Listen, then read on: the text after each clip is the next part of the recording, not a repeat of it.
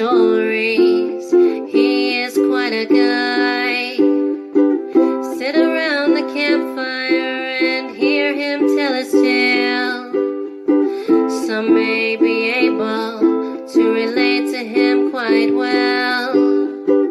We're all just people looking for a place to go. Well, Sty has made one, and it is quite a show. Come meet Sty.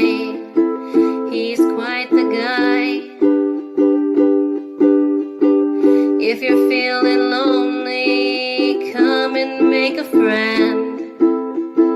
If you need a story, on Sty you can depend. His voice is soothing like a lullaby. Sometimes he brings a tear to my eye. Sit around the campfire and hear him tell his tale. Some may be able to relate to him quite well.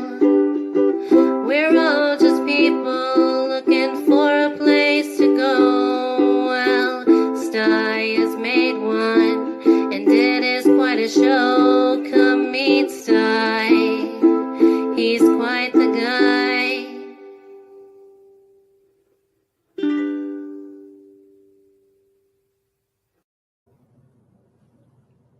There we are. Hey, it's great to see all of you out there. Welcome to Around the Campfire. Yeah, it's Thursday night.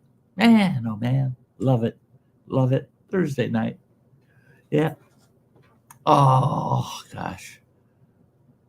Yeah, Sty feels like just kicking back and chilling. Okay. You know, not a lot of activity out there in the chat yet.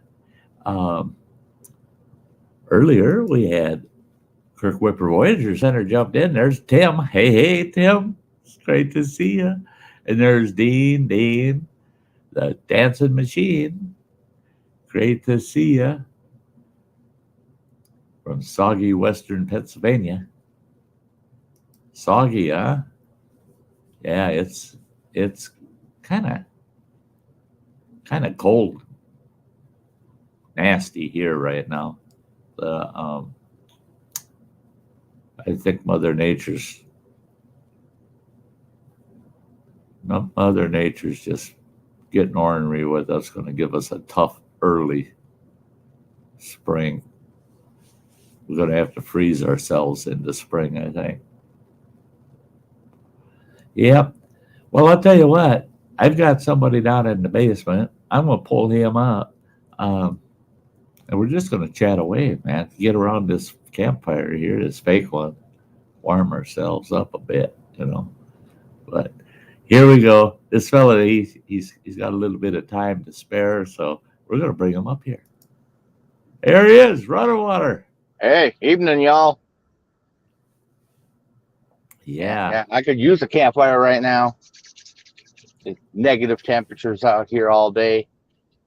I was thinking about that today. I was going to ask you, in fact, because Running Water and I, if he's able to, we'll chat a little bit before my Thursday and Sunday night streams.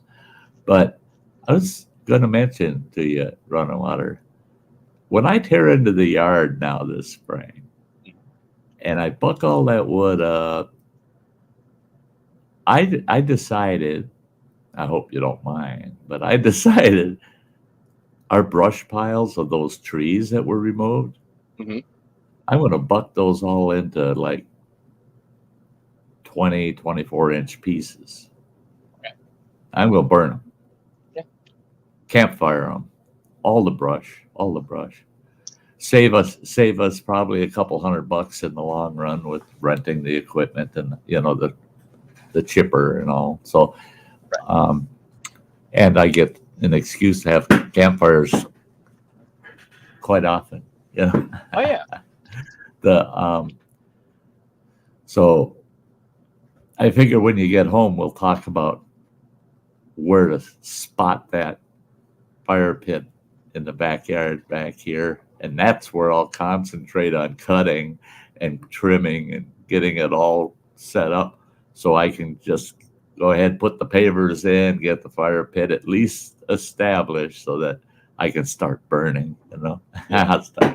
and we could finish the fire pit, but just get the pit at least established, even if it's just temporary, take those cinder blocks we got out there and put them in a ring in the right spot, because there'll be enough burning there that it'll burn all the organics right out of the ground in that spot. But I kid you not, if it was all done and I had some piles of chopped up brush and firewood sitting there, I think, I don't care. I would hope the cameras could handle it, but I can run an extension cord out there to keep power going to them. That's where you run into a fix trying to live stream out in that bitter cold is the cameras, they eat the batteries up so fast because it's so cold. But I swear, this is one of those nights right now. Well, about an hour ago, I checked and it was 1 degree. So it's 1 degree over zero, at least. At least we're not zero. I would have had a fire going. And I'd just be feeding that bugger. Feed it. Just right up close, get toasty. Yeah, I would have. And we got plenty of firewood and lots of fire pit time with all the brush to chop up. Chopping that brush up into short lengths is just time consuming. It's not work. I'll go sit in a camp chair, chopping block, and just sit there and sit there with the machete and chop that stuff up. Boom, boom, boom, boom, boom, Yeah. boom. Well, boom, then boom. when it comes to splitting, I've got that good splitting axe. A nice. No. You Yeah, want to nice. swing that son of a bitch? You go right ahead. Well, you don't like my big axe? I like it. It's awesome. But I'd like to roll the clock back about 10 years to start swinging it. I got a great split maul. I used it all last summer out at camp, but boy, I felt it too. Holy shit. Hey, John's Life, it's good to see you. John's Life's out there in the chat says, I'm just tired and still wound up from work. Had to stop a guy from doing something extremely dangerous. Huh. Like your Western W49 for brush chopping works extremely well. Well, that's cool. That's cool.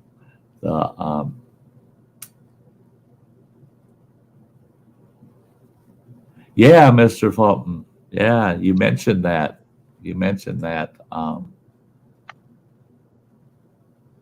Sunday. Yeah, that's bad. I hope everybody's doing okay. Had a car accident, Mr. Fulton did.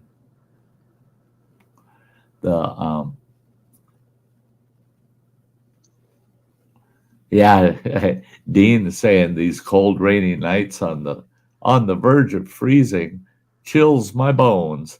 That's the cold and wet. That's the worst. Yeah. Well, Cold that's why I and go through dry. so many of these. I got 3/4 of a case of those hand warmers in my truck that Running Water gave me, and I just broke a box down that he emptied out already. It was in our pile of boxes. I got a great big old box full of broke down boxes sitting here in the room. I got drag out on the porch, and I'll do that Saturday. Yeah, I usually buy those, 2 cases at a time. It's like if I don't use them this winter, I'll use them next winter. Oh yeah, I had some. I couldn't believe it. I found when I was out at Camp WTF that I had. They were 6 years old. Every one of them worked fine.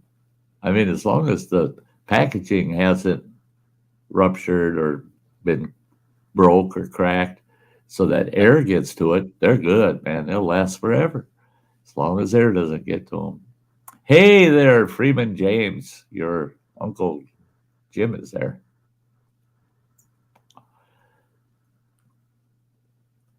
Yeah, those hand Yeah, warmers I are just sweet. passed through his neck of the woods today. Coming down through Twin Cities, picked up in Maple Grove, Yeah, you were pretty cutting close. south. Yeah, it was cold up there. Oh, guess what?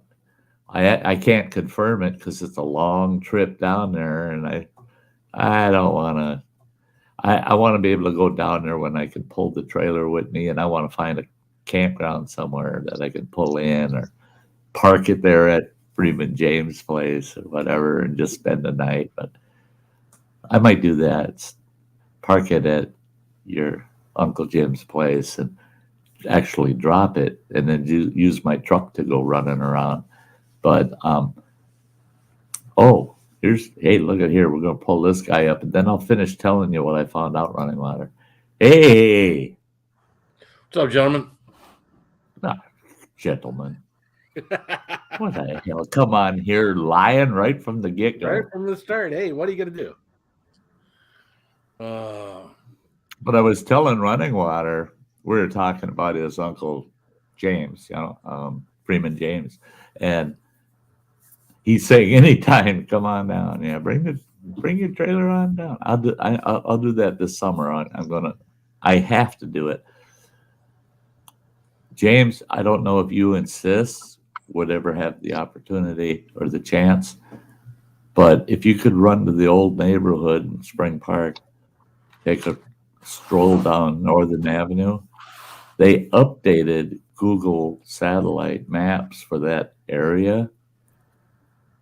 And I can't remember what the date was on that update, but I looked and it looks like the old family home place, the garage and the 2 cabins are gone. They raised them. They knocked all of it down, got rid of all of it. So the old home place is literally gone. You can see the tennis courts that used to be the big hockey rink. You can see the tennis courts up the hill. And where Grandma's cabin was, and where old Jim's cabin was, nothing.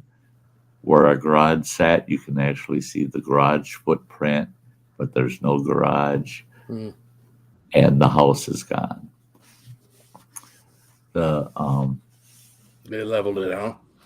Looks like they leveled the whole place. It's kind of sad. Sad. Okay, yeah, let me know, Jim, what you guys see if you get there. Hey, Chowser, it's great to see you. And my wife is going through a similar sadness. Oh, yeah? Well, we finally closed on her mom's house. Oh, you did? I don't know if we said that on live before or not, but yeah. Yeah, you said that you were working on closing. And yeah, the 23rd it'll be. So, she's been by there a few times since, and again, she gets all kind of teary and whatnot because it's, again, she don't know any other house as a child being growing up than that house. You know what I'm saying? Right. So, and it's, it's not being torn down, but she ain't going back to it. She can drive by it, but that's it. She's not, and that's the way this place I'm talking about was for us. Is that was the old home place. I was about 5 years old when we moved into that house. Wow. And I grew up in that house. I even moved back into that house with my mother when she was alone. My wife and I actually lived with my mother for a while. So right up into my 20s, I was either in the house or just down the street kind of deal. And you just don't spend that many years in one place without being a little attached to it. Right. A lot of huge family things had happened in that house, It's good to see you, Joey and Anthony. It's awesome seeing you guys out there. Yeah, I was talking with Running Water about put a fire pit in out here in the yard, man. Oh, running water fell off. He's touching stuff. Don't touch that. It's like my parents' house. You know, I see satellite pictures up above it. Now I'm looking at a front picture of it right now. That's pretty much the house I grew up in, and they just haven't kept the place up. You know, generally, See that? it's in a really nice neighborhood. Matter of fact, you know, what's funny is this picture. It looks like it's my dad's vehicle sitting in the driveway. So that might be an old picture in the front. You know, But yeah, and that's, to me, that's the sad part is I don't know how well they took care of the 2 cottages we had on our place, but the main house, I mean, they kept it nice. The yard was well cared for. The house was always looked like it's been freshly painted. Everything looked like it was very well maintained. The last time I was down there, I don't know, it was 3 years ago or more. And about 3 years, I guess. And I thought, boy, they take good care of the old home place. And then now it's gone. You know. But the house was kind of a mixed matched affair. You know, the original house was pretty tiny and they just added on to it. And I kept adding on to it. So it was a hodgepodge of different rooms all attached. And I think they built the whole place in the 50s. And so 70 years, yeah, not that surprising, I guess. When it wasn't built like some of these 150-year-old homes with solid oak and everything, you know. Yeah, I look at the backyard from a satellite view, and this is the thing I always see. And there's a big bare spot, almost like they've got a dog on a leash where it can only make like a certain circle. And it's a huge area, almost the entire backyard of an area where that dog or whatever can go. And it's just, I don't know. As a kid growing up there, my dad was so meticulous about how we took care of the front yard, how we took care of the backyard. Yeah. The grass always looked good and everything else. And just to see someone take over something like that and not take care of it. Now, again, we've seen people take over other things. And, you know, our first house, I mean, we improved our first house greatly. I mean, we reshingled the house. We put vinyl siding over the T111. We took a big picture window out and put French doors in. We knocked out a wall and put a breakfast bar in.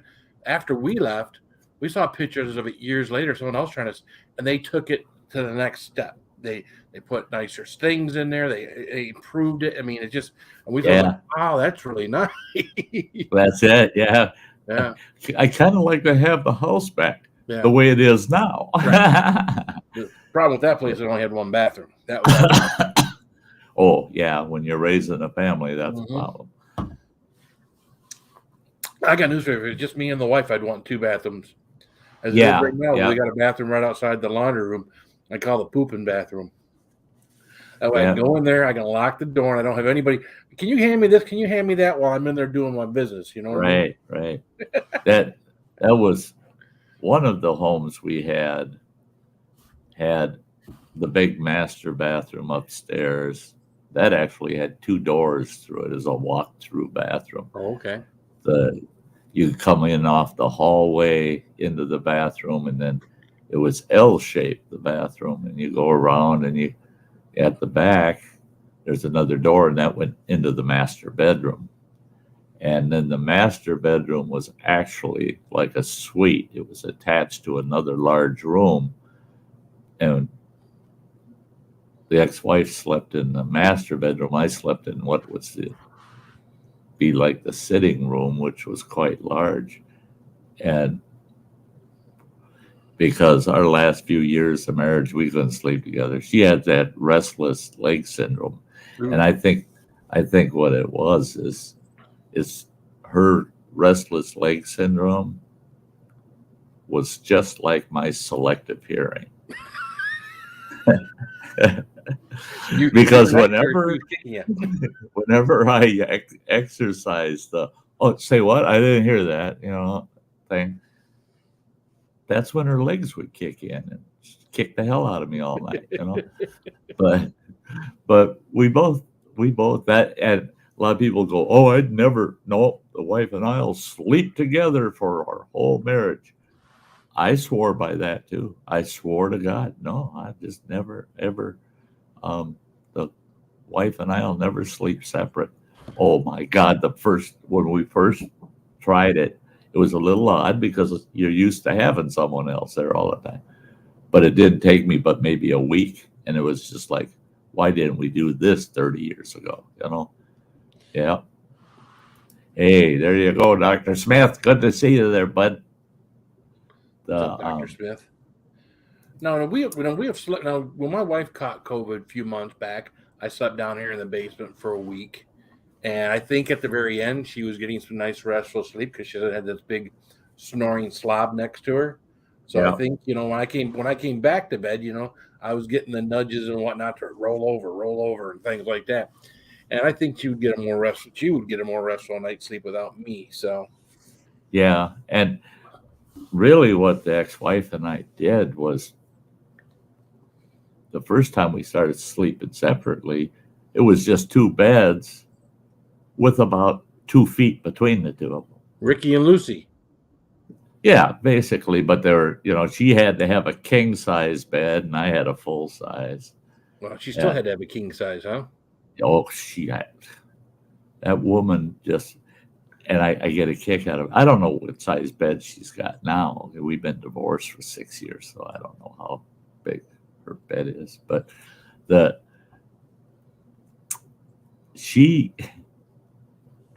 I would say there was about 8 years that she never slept anything smaller than a king. And she preferred a California king. And in our California king, literally, I got about 18 inches of that mattress in width. The rest of that, all that open space was hers. I'd wake up getting kicked in the small of the back and I'd roll over and yell at her, would you quit kick? And then I'd realize she's sleeping sideways in the damn bed and kicking me in the back. And her head's not hanging over the other side. This is California king. That's how bitches. So and then I realized I'm only about 3 inches from rolling off the damn bed. And so we had a extra full-size bed, and one day I went up there, shoved that king all the way to the one side of the room, and put that full in there, and I'm going, plenty of walking space. The bedside table still fit in there, and she took one look in there. She wasn't at home when I did it. She took one look in there, and she goes, don't even think you get the king. I said, she wasn't concerned about it at all, other than don't even think of using that king. I said, I'm the one that ponied out almost $3,000 for that bed. I should get to sleep in the damn thing. She goes, no. She says, that's part of your overhead covering the bed cost, Yeah. California king's like a parking lot. I've got a queen today. I haven't slept in a queen size bed other than staying in a hotel for years. But now I got a queen. And that's how bitch. I get lonely in there. I get lost. I mean, shit, I got to crawl halfway across the bed to touch the other wall. That I only use about a third of that queen size bed. The rest of it, 2/3 of it, making my bed's easy, man. It's only about a third of it. I got to straighten shit out. Me and the wife grew up. Me and the wife, when we first got married, we had a standard bed. Of course, she was 100 pounds soaking wet, and I was, 175, 180 pounds. So it was plenty of room for the two of us. Of course, we picked up a queen size bed, probably 5 years after we got married, and right now we really need a king size bed. You know, It'd be more comfortable for it you. would be. It would be because I roll onto one side and then back onto the other side, and I catch myself. But I got to have like a knee out, so I'm like half on my stomach and Yeah. half out with a knee out, and I easily take up half of the bed just Right. with me. You know what I'm saying? Right. So And that's it. That's the way I was too. Is there's times I'll sleep like in a fetal position. Well, then I'm using a lot more real estate, or I'm laying halfways on my stomach, and I like to lay a body pillow down, put a leg over it, keep this one leg elevated, and like you said, in a queen, I'm taking up about half of the bed, just laying in that position. Hi, Rebecca. Good to see you, girl. Hey, I got some news. What do you notice?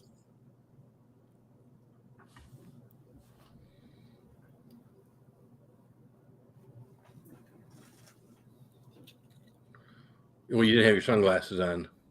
No shades. Yeah. I got my new glasses today. Oh, did you? These are new spectacles. Oh, okay. I tell you what, man, this company is going to owe me because I'm going to promote their asses, boy. Running Water gets his glasses from Zenni online, and I really liked them. You know, he's got glasses all over the place. I don't know how many pairs he's ordered from them. He got glasses all over the house, and I checked his glasses out. They're great quality, and he's telling me what he's paying for them. I'm going, wow, I'm going to do that. I'm going to have to order a pair off of Zenni. Well, I had my first eye exam in about 6 years, and I got the new prescription. I come home and I get on Zenni, right? I pick a pair of glasses, go through all their steps, get my prescription in there, measured my eyeballs, all that happy horse shit. Did everything they ask you to do, and started the add-ons on the lenses. I wanted the photogray type lenses. I wanted the anti-fog, anti-moisture glasses, anti-scratch. They got the UV protection. They got everything that you can get on the lenses. And they're progressives. They're bifocals. Well, the damn frames were $6.95. The whole prescription through Zenni cost me, I wrote it down here today, just doing a comparison, $104.76. Now, my eye doctor, they got this big section in their eyeglass department there that are all budget, you know, cheapest you can get. So I picked out the cheapest dang frames I could find. I cut corners on the lenses, just give me straight progressive bifocals. None of the photo gray, none of that stuff, you know. None of the extras. $286 is what they quoted me. And they said that's pretty cheap. Most of our glasses run between $350 and $450. I said, oh, okay. Let me think about it. Well, on Zenni, I got them for $105 with all tricked out. Yeah. Sounds exciting, don't it? 4 days later, I'm on the internet searching.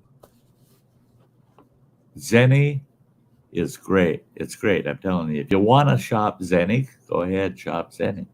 But if you want the same quality, exact same features, go to Payne Glasses. It's Payne Glasses. Payne Glasses online. You do exactly what Zenni has you do to get your prescription, everything entered, and you create a free account, and you put all that information in there, and it saves it for you.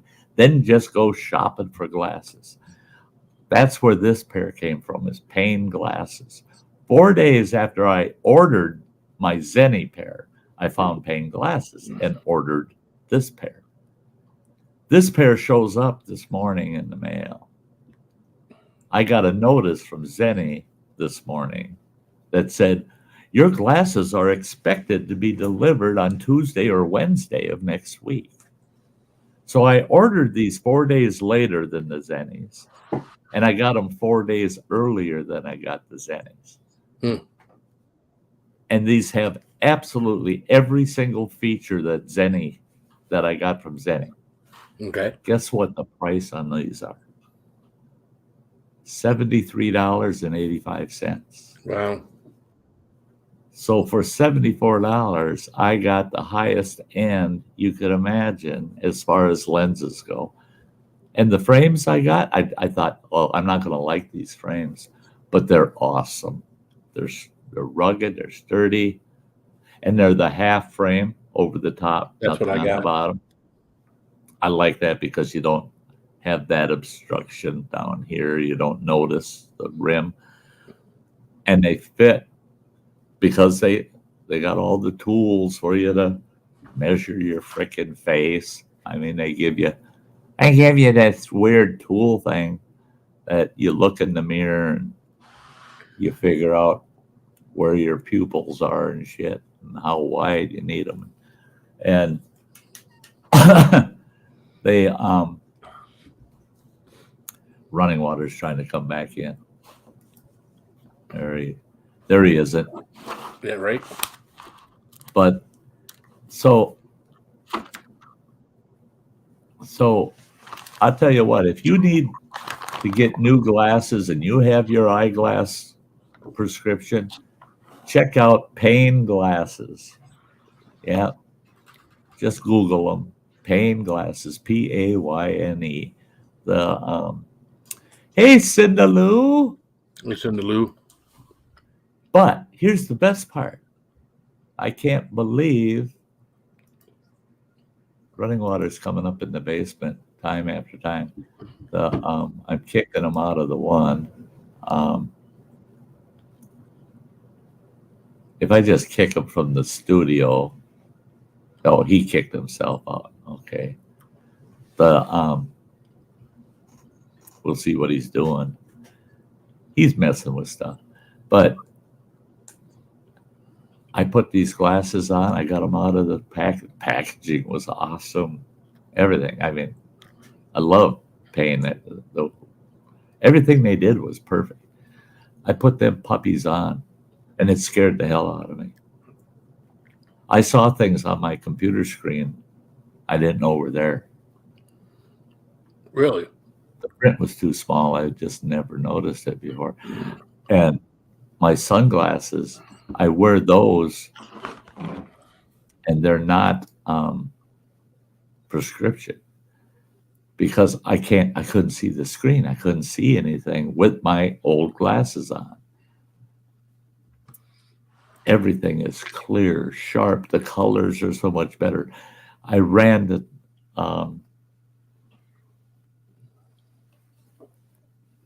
Running Water said he's canceling StreamYard because it's worthless to him. It's not working. I don't know why he has trouble with it. And it's, he's using his phone, so it's got to be a phone issue. Well, he doesn't have to have StreamYard to come onto a panel. No, he doesn't.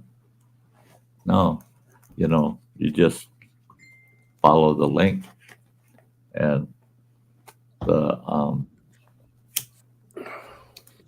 and can't blame StreamYard on that. We have plenty of people pop up on our panels that don't have StreamYard. We got them all the time. That isn't a StreamYard thing. I'm really wondering if it's not the phone itself giving him trouble. Yeah, I guess he But he said he has that trouble with his laptop too. I don't know. I don't know. Yeah, maybe just cancel your subscription to StreamYard. Let them close your account. Reopen a new account under a total new, as a free account, and try it and see how it works on the free before you invest again. Hey, Mike, good to see ya. I hope you're doing better. But yeah, He was live today. I saw him live today. was he? Yeah, he was live today. I saw him. I was busy at work, but I couldn't do nothing. But Yeah. I did. I wasn't online much, especially through the middle of the day. Um, but yeah, I had to go pick up my meds from the pharmacy, and on the way home, we got an alley that runs along the property, and there's a trail, a hiking trail, and in the winter they use it for a snowmobile trail. Well, they got little stop signs about that big at every crossing because it goes all the way through town. Well, I pulled down that alley coming to the house, and a full block away is one of those little stop signs. I damn near went in the ditch because I'm staring at that sign, and I stopped the truck and I go, that little red dot way at the end of the block that I've seen 1,000 times actually says stop on it. I didn't know it said stop on it. It was the right shape for a stop sign, but I couldn't read it from that distance. But I can read it clear as a bell now. I've been missing a lot of shit. I know it. Man, I've been missing stuff. that was me when I got my glasses. See, I used readers probably for about 8-9 years. Yeah, I go to Home Depot, Myers, and get a 1-time or 2 times magnifier. And when I needed to read a computer or something, I pitched those things on my face. I could read what I needed to read. And then as far as the rest of the day went, I didn't have anything on my face. And until I got the progressives, then I realized when I was driving that things were much clearer and easier to see, and things popped, like the deer I've ran into. Maybe if I had had progressive glasses when some of the deer I ran into, I would have seen them sooner, maybe slowed down sooner. I don't know. But see, my last pair, I didn't get progressives. I didn't get bifocals. I figured I'll just take them off and read or use reading glasses.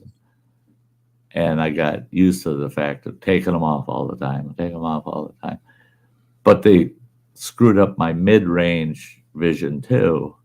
So now, man, at 3.5 feet away where my screen is, I can read the chat at standard font size. Mm-hmm. This big chat over here looks like an old farts crossword puzzle. The letters look like they're 3 inches tall because I got it set at 150%. I can reduce that back down now to normal because I can read it. I can actually see it and read it. And I'm not squinting, leaning forward constantly. And I can look down. Everything is just clear and crisp. Man. My neck won't be getting its exercise anymore from looking up and down around my glasses. I still have to do a lot of this. I'll be at my computer, and I have to do one of these numbers just to be able to read things at the top of the. Yeah. And I realize I'm doing that. Yeah. I used up a little bit. There we go. Yeah. Oh, I used to do that so bad. I went with these kind of modified aviator style, little larger lens, hoping that the transition with the progressives would be less impactful. And they are. Okay. They are. The Cinderloo says, and we can see your eyes. Yeah. Yeah. Poor running water. He's given up. He's saying StreamYard won't work. Won't be back on panel as long as I'm mobile. We're going to have to figure that out, buddy. We're going to have to work it out some way, somehow, someday. But he was doing just fine there at the beginning. Yeah. And he don't have no cheap phone either. I'm due to replace mine. I got an iPhone 10, And they sent me the thing the other day for iPhone 13. I'm due to. The only thing I worry about is I got so many photos and things on here. You can save them, but I've got to go through here and just dump a bunch of stuff because I have got. You need to plug that puppy into your computer, download it all onto your laptop, or fry my computer, and just delete. Yeah, if I can find my computer, and delete all of that shit. Wipe it out, start fresh. I've done that twice with my phone now. I use my phone for so much stuff. I mean, when people need to send me their registration, insurance, and their driver's license, it goes to my phone. When I record stuff, it goes to my phone. Hey, what's up, Mike? What's going on, people? There he is. And I tried. Sorry I missed your stream today, pal. I streamed today? Did you? Just 5 hours, he says. Yeah.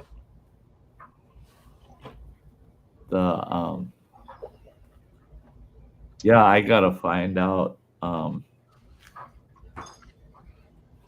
gotta find out the folks that won their gift cards over Christmas.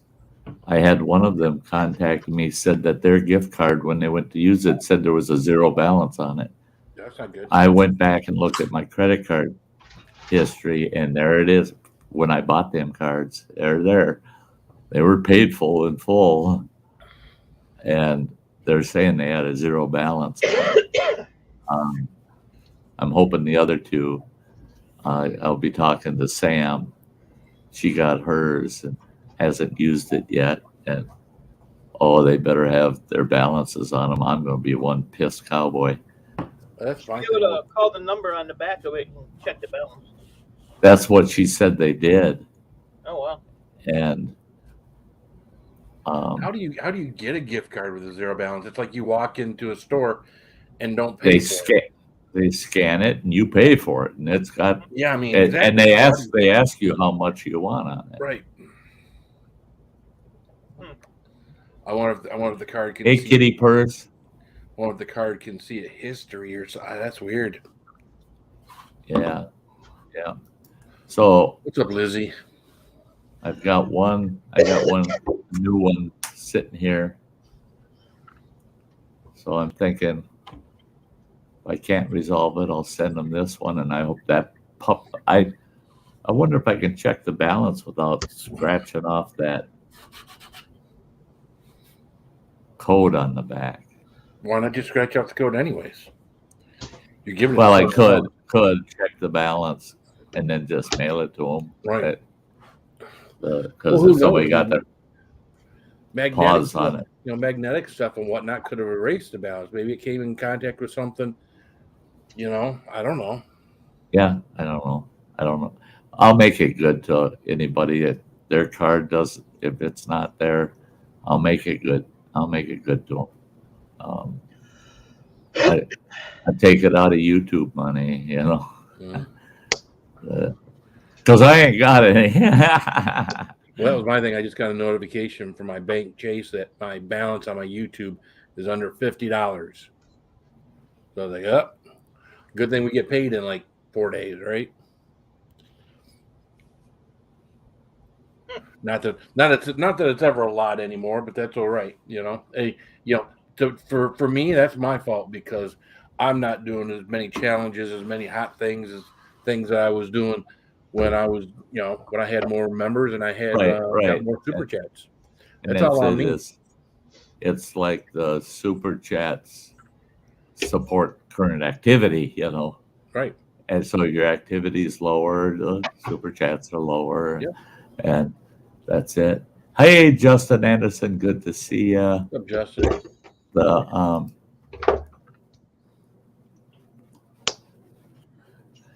Running water figures it's due to the mobile hotspot that's causing the trouble. Could be. By the sounds of the thing, running water has no problem spending money on things like a drunken sailor. It seems like. Hey. Between all the open Amazon boxes in his house, and Oh, they're it's amazing. I was telling him earlier this evening that I can't wait till he gets home and he sees his house. He'll get lost in his own house. It'll be like, "Ooh, whose room is this?" Oh, I told him. I said the first couple of days he'll probably be asking me, "Where's this? Where's that? Where's it?" I said, once you figure out the scheme of things, you're gonna like it, because if you need a 13-gallon garbage bag, guess what? It's with the 3-gallon garbage bags, the 8 gallons, 13 gallons, and the 30 gallons are all together. They're not on top of the fridge, on top of the washing machine, in the food cupboard, in the dishes cupboard. They're not everywhere. They're in their own place. You need to change a light bulb. Guess what? The light bulbs all have their own spot, their own place. It only took me a little over a month to get this damn place whipped into rhyme and reason, and to get everything that I could out of here that just don't need to be here. And he's gonna enjoy it. Mike looks like he's got a little elbow room down there. His computers don't look like they're right on top of him. No, I've been dwindling that pile away. Yeah. I was gonna go to Ohio Tuesday, but now I'm probably gonna wait till Thursday. And I have a crap load in my neighbor's garage ready to go. Oh, great. Oh boy. Just trying to get all this shit thinned out because I'm over it. Well, we got a 50-degree day coming on Sunday and on Monday. So all the snow we're getting today will all be gone come Tuesday. So We've got a winter advisory for all day tomorrow from 9 a.m. to 9 p.m. Wind gusts of 45 miles an hour, cold temps, and 2 inches of blowing snow. So tomorrow is going to be I ain't even looking out there tomorrow. I don't want to even know what the hell it's doing to us. We're getting 7 inches here.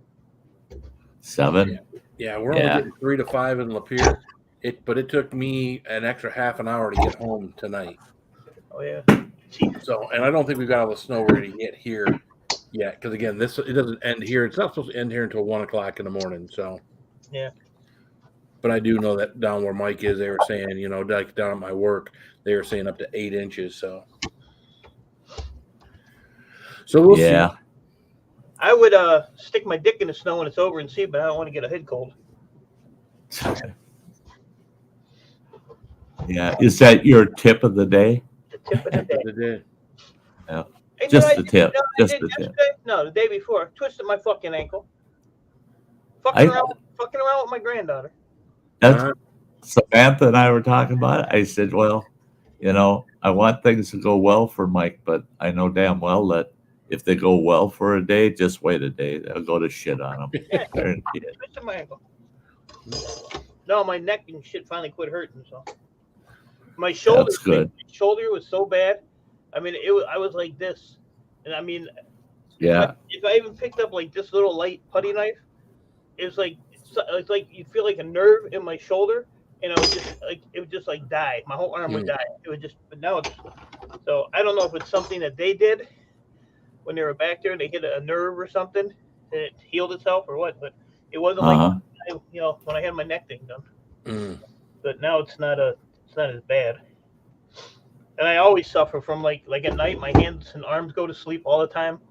Yeah, that's a normal thing. So I've got to have like a pinched nerve somewhere from doing all this stuff and doing all this. So I don't know. But my eyes are starting to clear up a little bit. They're still not the way they should.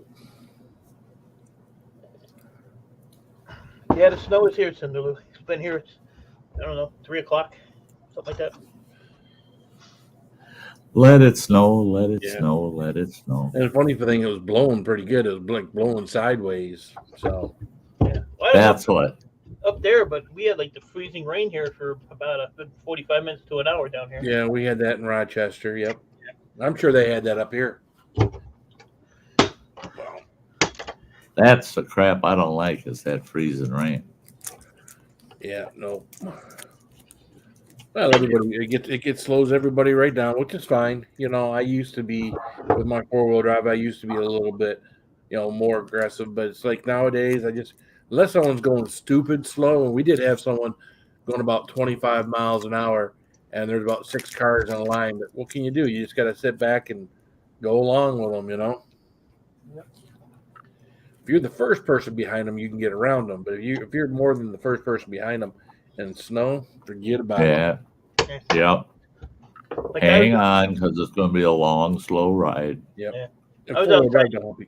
I was outside yesterday. You know, it's 51 degrees, so that ice, you know, the snow's melting, but you still got the real slick ice. So I was walking like Sty yesterday. Little steps. I didn't want to fall and make a I video. don't have that Dude. old fart shuffle. I didn't want to, you know, have to make a video. Oh, Jesus Christ. Well, that's me. You know, we had snow out, and we had to park in part of the yard, and it had gone down to where it was ice on top of the grass where I was, and I had to take those little steps because if your weight is at an angle to where your foot is, that son of a bitch going to go right up from underneath you. So, Yeah. and when you're my size and you hit the ground hard, you're hurting for days. Oh, like this? Oh, fucking son of a bitch. Oh, Jesus H. Christ. Yeah, exactly like that. Except You're when I supposed fall, to I lay there. practice. You're supposed to practice falling down, man. Right.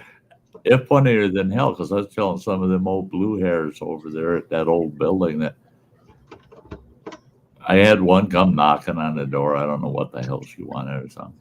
You And know, it took me a minute to get to the door. And she goes, "Oh, did I disturb you in the middle of something?" I said, "No." And the door's open. She could see into my living room, and I had everything pushed out to the sides. I go, "No, I was just practicing falling down in the living room." She goes, "What?" I said, "Don't you do that?"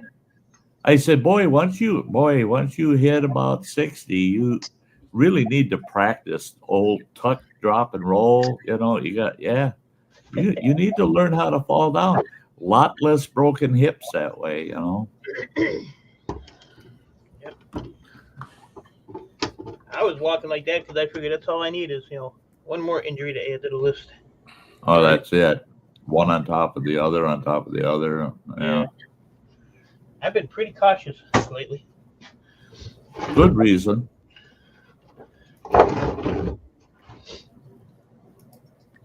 Hey, Mayberry. Even in. Well, look at it. You know you're a good customer when the big company sends you a hoodie. Look at that. Nice. And this Yeah. ain't no cheap one. This was, Board sort. yeah, it's a nice heavy one. And it's warm as shit. But Boy, with as much Oh, it's a business as zipper you one. do, I as like much the zipper one. business as you do with them. Yeah. yeah, I got something to share with you. This might help you if you're falling down.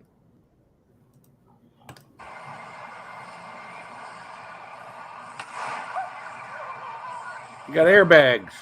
Oh yeah, the damn personal airbags. There you go. That's exactly what you need. that's funny. I got rid of my hot airbag 6 years ago. It was a hot airbag, huh? Yeah. It was full of hot air. Mayberry. Hey, maybe. Yeah, the first time I saw those personal airbags like that, I thought, okay, I get it, I guess. But half them old farts, if they're wearing them and they fall down and those bags go off, make sure you're packing a knife with you to pop them damn things. Otherwise, you ain't getting your ass back up. You're like You a may not be marshmallow man. hurt, but you're going to be rolling around out there, not be able to get up, and everybody's going to crowd around, laugh their asses off at you more than if you just fall down and break something, you know? So it all depends on how willing you are to get embarrassed, you know? Sounds like you've been laughed at a few times.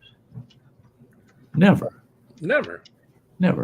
I don't have shit happen to me that people laugh at, you know. Really? That's yeah.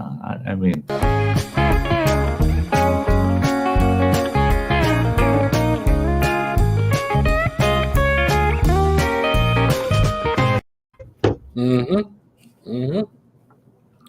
Video evidence.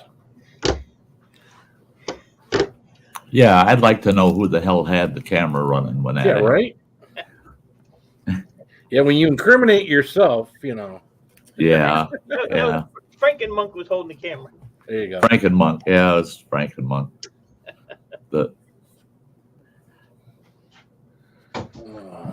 I had on Sty Times, my last show, the topic was cabin fever. And Chaucer was going to ask me to bring that one up. But cabin fever, today I was busy all damn day. I was so happy, got my new specs and everything's going good today. Paying bills. I got my Social Security yesterday. Well, most of it. Now they're charging me that extra $170 a month for my Medicare. Wow. That wasn't nice. I did, ouch. Plus, I got to the pharmacy, got my meds. I give up my Cigna insurance card because I got prescription med coverage now. I went and got that. Oh, I should read the letter that came with the card.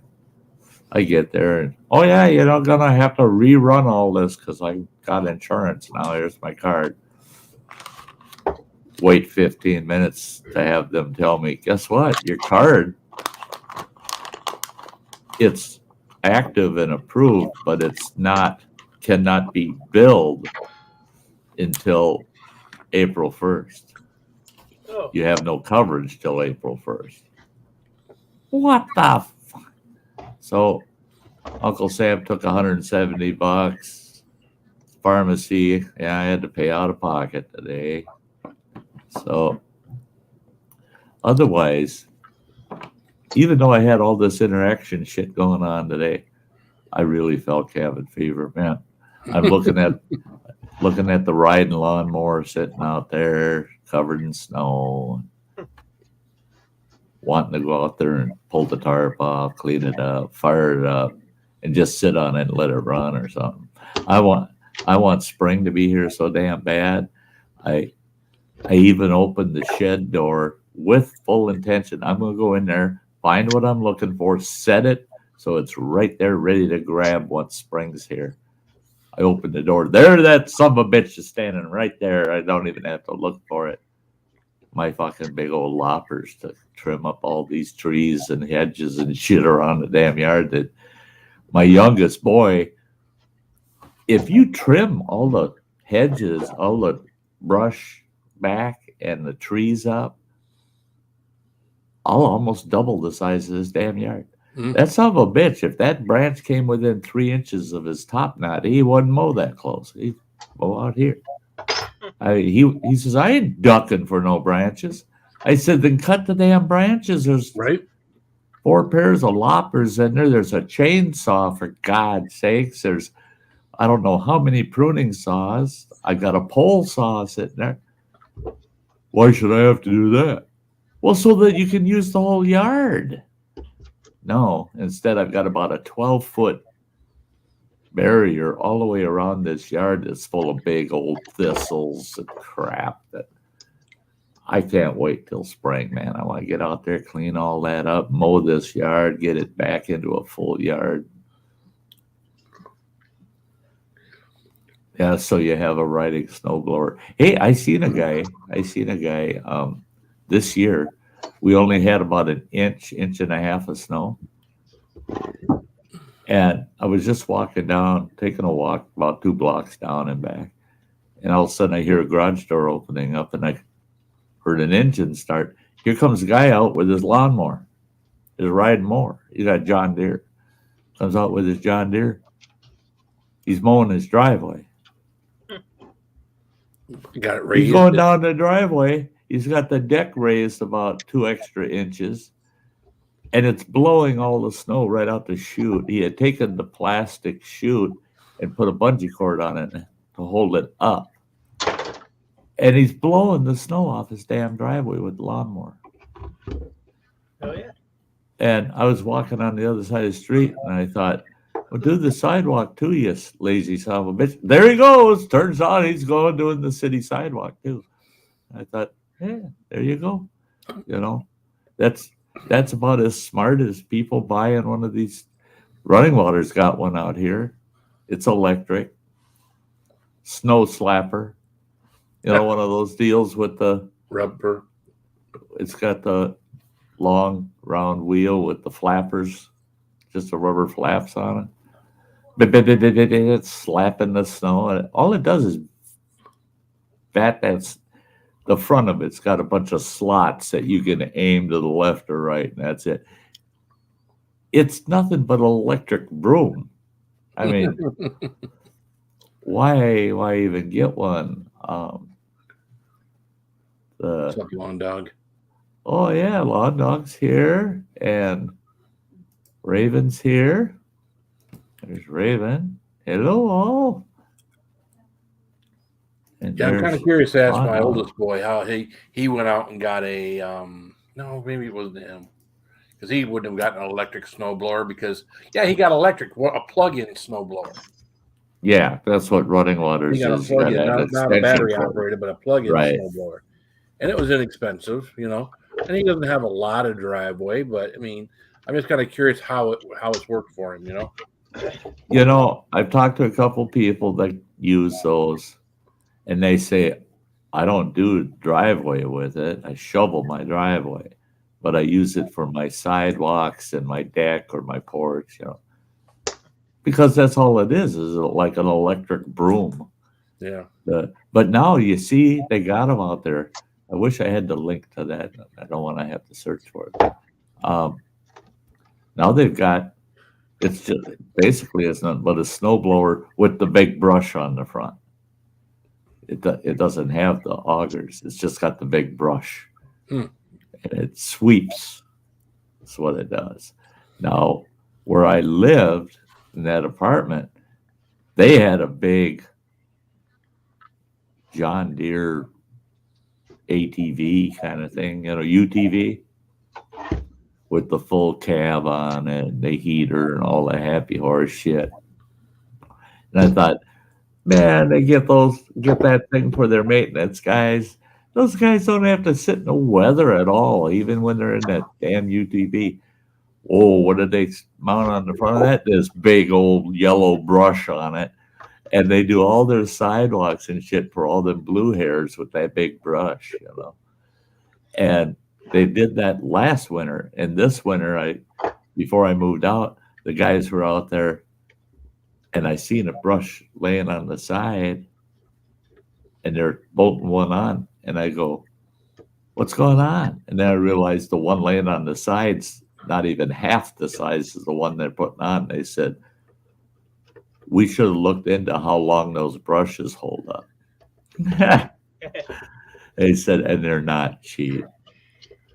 Well, they paid over $400 for that brush. Yeah. And they said, we'll have to replace it every year with the amount of sidewalks they do. That's no good. My neighbor got the brand new one, the battery operated snowblower. That thing is awesome. But Is the it? battery operated ones are expensive as hell. Yeah, he got a nice one. I got a guy at work that's got one, and he talked about how expensive it is. Yeah. Well, that's like my electric chainsaw.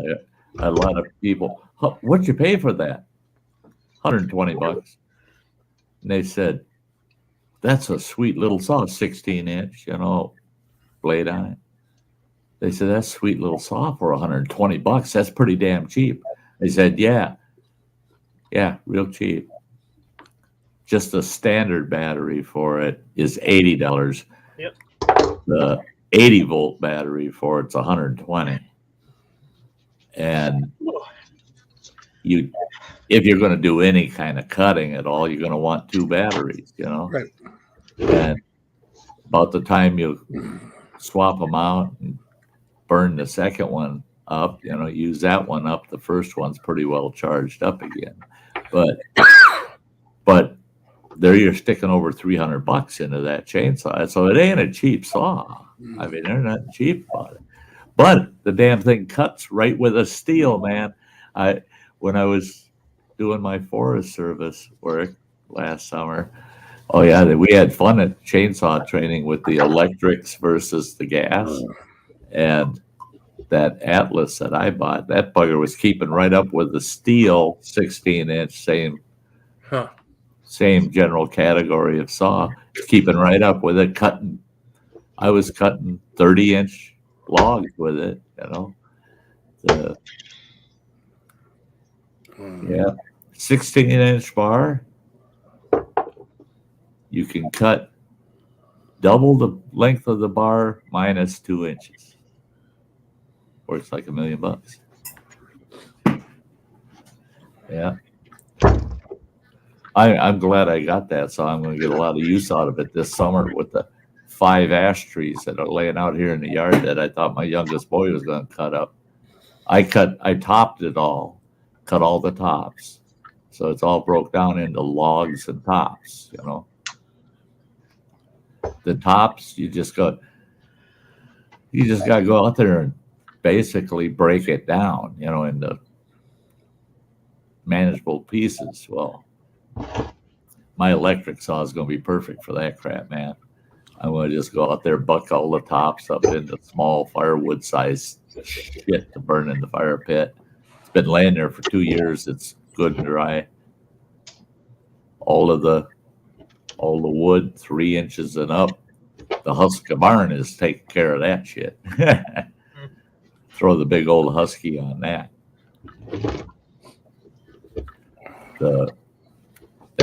That I'm really looking for, man. Looking forward to those 5 trees. There's so much freaking wood laying there.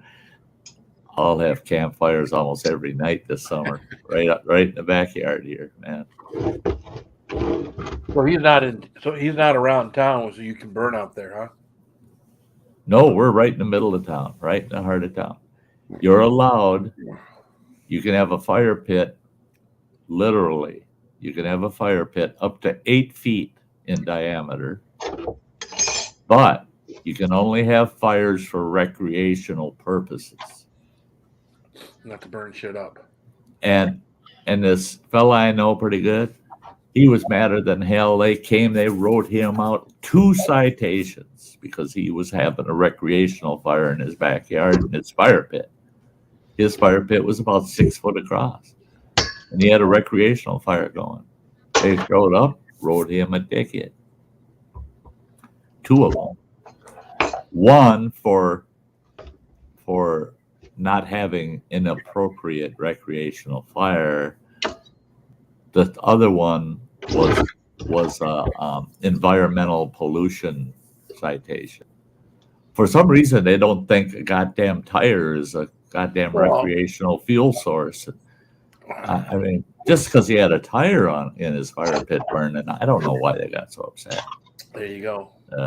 Sounds pretty picky to me. Yeah. That black smoke tends to throw fire departments off because usually when you see black smoke, that's bad smoke. Yeah, that usually means shingles are burning. Exactly. The fire's gone through the roof, son of a bitch. I always tell people, they're like, "Oh, look, there's a fire." It's like, "Oh, that's white smoke. That's probably something someone's intending to do." When you see black smoke, that's shingles. That's something that isn't intended to be burned. Furniture, and then that's what you need to hurry and get to if you're. Sounds like the city I live in. They can't take a joke. Oh yeah, they got a whole list of shit on the city's website what you can and can't burn in your recreational fire pit, and you can't burn household trash in it. If they show up and they see a bunch of paper plates thrown in there, they can write just $50 citation for that, even though it's from the barbecue you had around it. Yeah, you're not supposed to throw that crap in there, but they've got like shingles, any plastics, no plastics at all. Styrofoam. You're not allowed any plastics, no rubber. Body And they got all that listed. That's one thing they don't have listed on there. I even asked that question. I said, why don't they have cadavers on there? Yeah. You know, That So- just goes without saying. So I could burn the evidence. It's not on the list. I'd fight it in court. Hey, it's not on the list. Yeah, I think you'd not have a on hard the time list. Damn on a 6-foot pit or 8-foot pit burning up a body good enough for it to not be evidence. Well, if you tie them up just right, they'll fit in the pit. I still don't think you get it hot enough. Oh, I could. Yeah, you can get it hot. I get it The hot. bones and the teeth, come on. Well, I'd probably end up getting the citation for the tire, but I could get it hot enough. Yeah, we had a big tire fire here in Michigan. I think I was a kid when it happened. There was a place in Pontiac that took like all the old recycled tires, and they had this huge thing, probably, I don't know, 50, 60 feet tall, probably 20 yards around, across, and it caught fire one time, and it was weeks before that thing was finally We out. had one here like that. Yep. Weeks. They had one here. They said the tires were stacked on an average depth of 60 feet, but the peak of the pile was like 100 feet.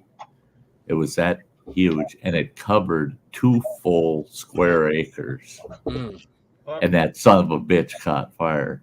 And, well, it didn't catch fire. Somebody lit it right at the top. They poured fuel oil down in them, and they got it going and split. And once it got going, the fire department couldn't do anything except manage the perimeter. And that burnt for like 2.5 weeks. Yep. And it was just constant black smoke. You just watch it, and when the wind would change, you see that black smoke shift and head towards town. And yeah, I had to have been like 16, 17 years old, because I think I remember it when I used to go to work. It would still be burning. It's like, son of a, it was in Pontiac there, Mike. But, hi, Joe. While he's standing there with his can of gas and a Zippo lighter, giggling. Yeah. Wonder how that started. No, I started my fair share of grass fires back behind our old house. We had open fields back there, and as kids, we would do stupid shit. We get a little smoke bombs and things like that, and we'd throw them and do different things. And next thing you know, the grass is on fire. You're over there trying to stomp it out. You can't stomp it out, so you get on your bicycle and just haul ass out of there. Hey, a lot of people, they say, in fact, I think that's in the Sty story list. Well, I won't go into a lot of detail, but when I was growing up, we had spring burns in town. My dad was chief of police, and they put notices out and tell everybody, weatherman says the weather's going to be such and such and such and such.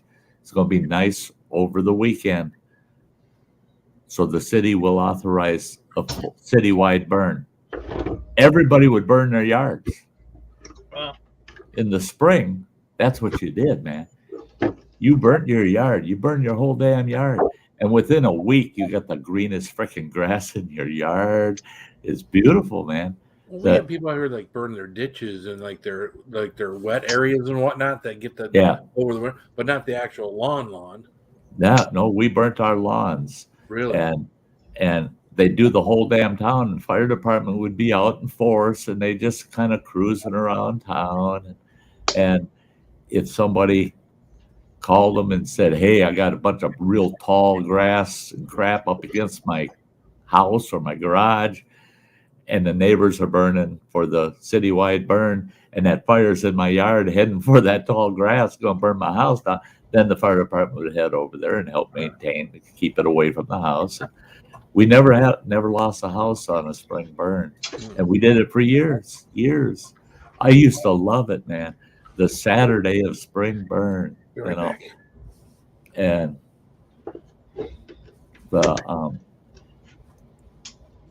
we did that every freaking year. And then in the fall of the year, you'd rake your leaves, you get them in big piles, and you burn the leaf piles. We did it all the time. The you know, you have one goofball that's not managing his burn and burns his house down or his garage down. Yeah, time for a new city ordinance. We can't allow anybody else to do that. Well, no, no, no, no, no, no. Just the only shame is the guy wasn't in his house when it burnt down, because you can't fix stupid.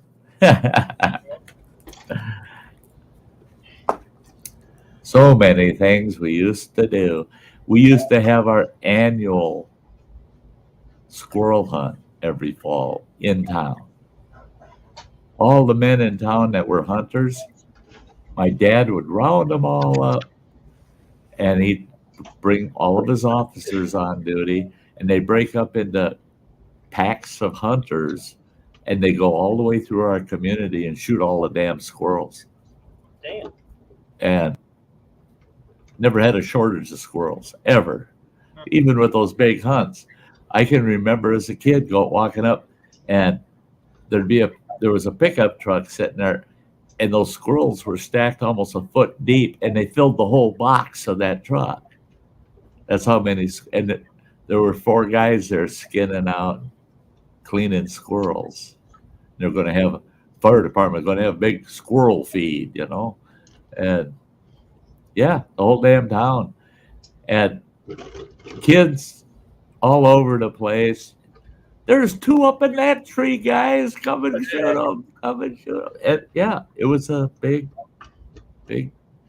town affair. Let's go shoot all the squirrels and But if it wasn't on the squirrel hunt, the authorized squirrel hunt day, and you had a raccoon up in the tree and you went out and shot that son of a bitch, guess what? My pop was right on you, wrote you a damn ticket for discharging firearm in the city limits, unauthorized. Up here, the city of Washburn did it. Now, I wish the city of Ashland would do it because we got so many deer here in town. If you're driving through this city, population of 10,000, a lot of city streets, you got to watch it at night, man. You'll have a herd of 30 white-tailed deer come running through an intersection on you. Wow. Don't just fly through any old intersection because them deer are out running all over. See them everywhere. But in the town of Washburn, which is about 10 miles north of me, when I lived up there, they'd have annual deer hunt, but it was with bow. And you went through this little one-day kind of training thing, and they had to certify that you knew how to be safe with the bow and how to fire it, and that you were proficient, could hit a target, blah, blah, blah. And you get your permit, and then they'd have like a week-long hunt deer event in town. And it wasn't unusual. You'd be sitting in your backyard, kicking back, drinking a cold one, and all of a sudden you see a white-tailed buck running through your yard, and he's got 2 arrows sticking out of him. The bow hunters are all over town shooting deer. But we never had a shortage of deer. My backyard there in Washburn had 2 big oak trees that, man, there were so many acorns come off them. Then I go out there every morning before I head to work and count heads of deer. There'd be anywhere from 8 to 20 deer laying in the backyard. They bed for the night and feed on acorns all night. Yeah. Yeah, we got one great big huge, it's probably been there for decades, oak tree at the end of our property. It's in our tree line between our property and the guy next to us. There's probably about, 15 feet of area that we don't mow that's got brush and stuff, but got that big tree in there. And yeah, it's just literally, and that's where the deer go through. The deer go through, in the morning, they head down one way through the end of our property. In the evening, they head back the other way. So, yep, it's their snack spot, man. Yeah. Well, there's plenty of snack spots along the line. We often want to put this dumb deer crossing by the end of our property because people wind up, you wake up in the middle of the night because you see, police lights flashing, and you look out your window, you're like, what the hell? And you walk out there and someone's hit a damn deer, and the police are there because there's stuff in the road and a car in the road and everything else in the middle of the night. It's like, yep, someone hit one again. So, and we had to get the neighbor come, take them away so he can throw them off at the back 40. So it's not down there in our ditch stinking up the place for 3 weeks. Yeah, last summer, in fact, cruising around by where my campground was at, and there's this little community on this backwoods lake, and it's just a neighborhood out in the middle of frickin' nowhere, and they're really nice homes, and they're lake homes. It's a nice lake, and the speed limit, it's well posted 25 miles an hour. Well, just before you get to it, it's 55, and all of a sudden, boom, and it warns you way ahead of time that it's going to be 25 to go through that neighborhood. I come up to that neighborhood, I look down, I'm just shy of 25 miles an hour, and all of a sudden I see this gal standing there, and she's holding the hand of this little kid, and her husband's running out right into the damn road, and he's like this, waving me down. I thought, what the hell's going on, And I stopped the truck, and he comes around to my window, and he goes, "Slow your ass down. Can't you read the sign?" There's a sign that says, "Slow children." Slow adults, too. There should be a comma in that. Slow children, not slow children. I mean, the guy, I told the guy, I said, just because that sign says slow children doesn't mean that I have to go slower than the posted speed limit. So that's there to remind people, man, you need to follow the speed limit. There's kids running around here. Right. And he goes, no, it says slow children, so you have to slow it down. I said, no, your kid needs to speed up. Keep kids on the road. He got bent out of shape. He with the heel of his hand hit my driver's door. I said, "Oh, you hit my truck one more time, I'm coming out there. I hit you, you son of a bitch. Don't be pounding on my truck." He says, "You want to make fun of my kid?" And I wasn't really paying attention to his kid or his wife.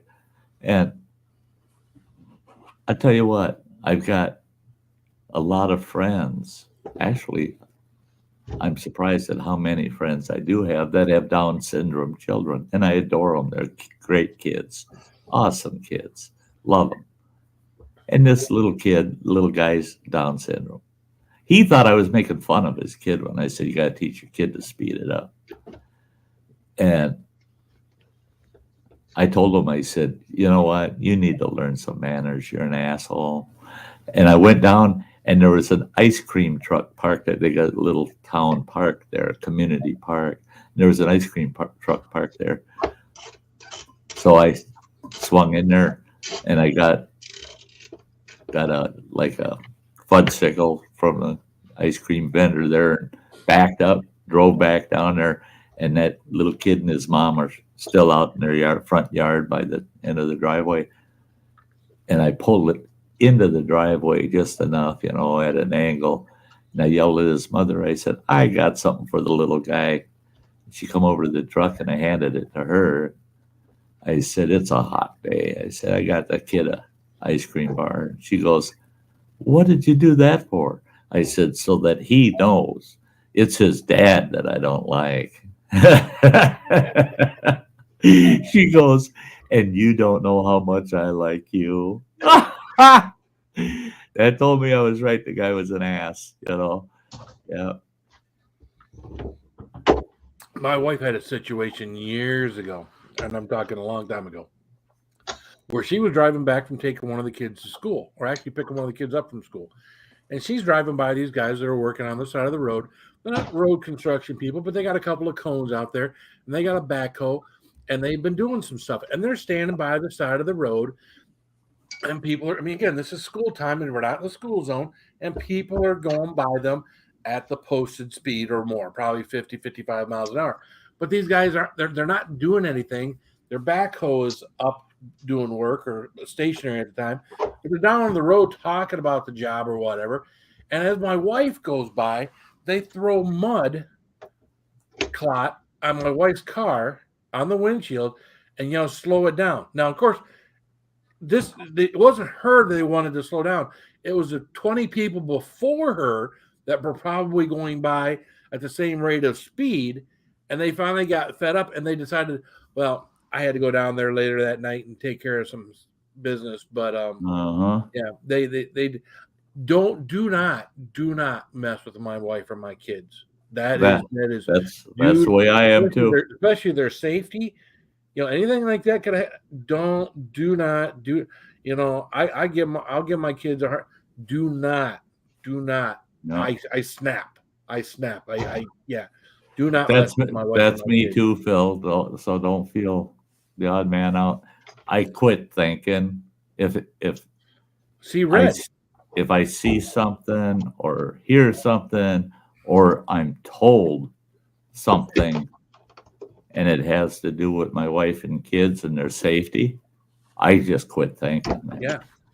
It's show me the guy that did that. Show me the guy. And so I've had a couple of times where it was the dumbest thing in the world because I get up and try to get in the guy's face, realize I can't stand that high on my toes. And then I started asking myself, was that the wise thing to do?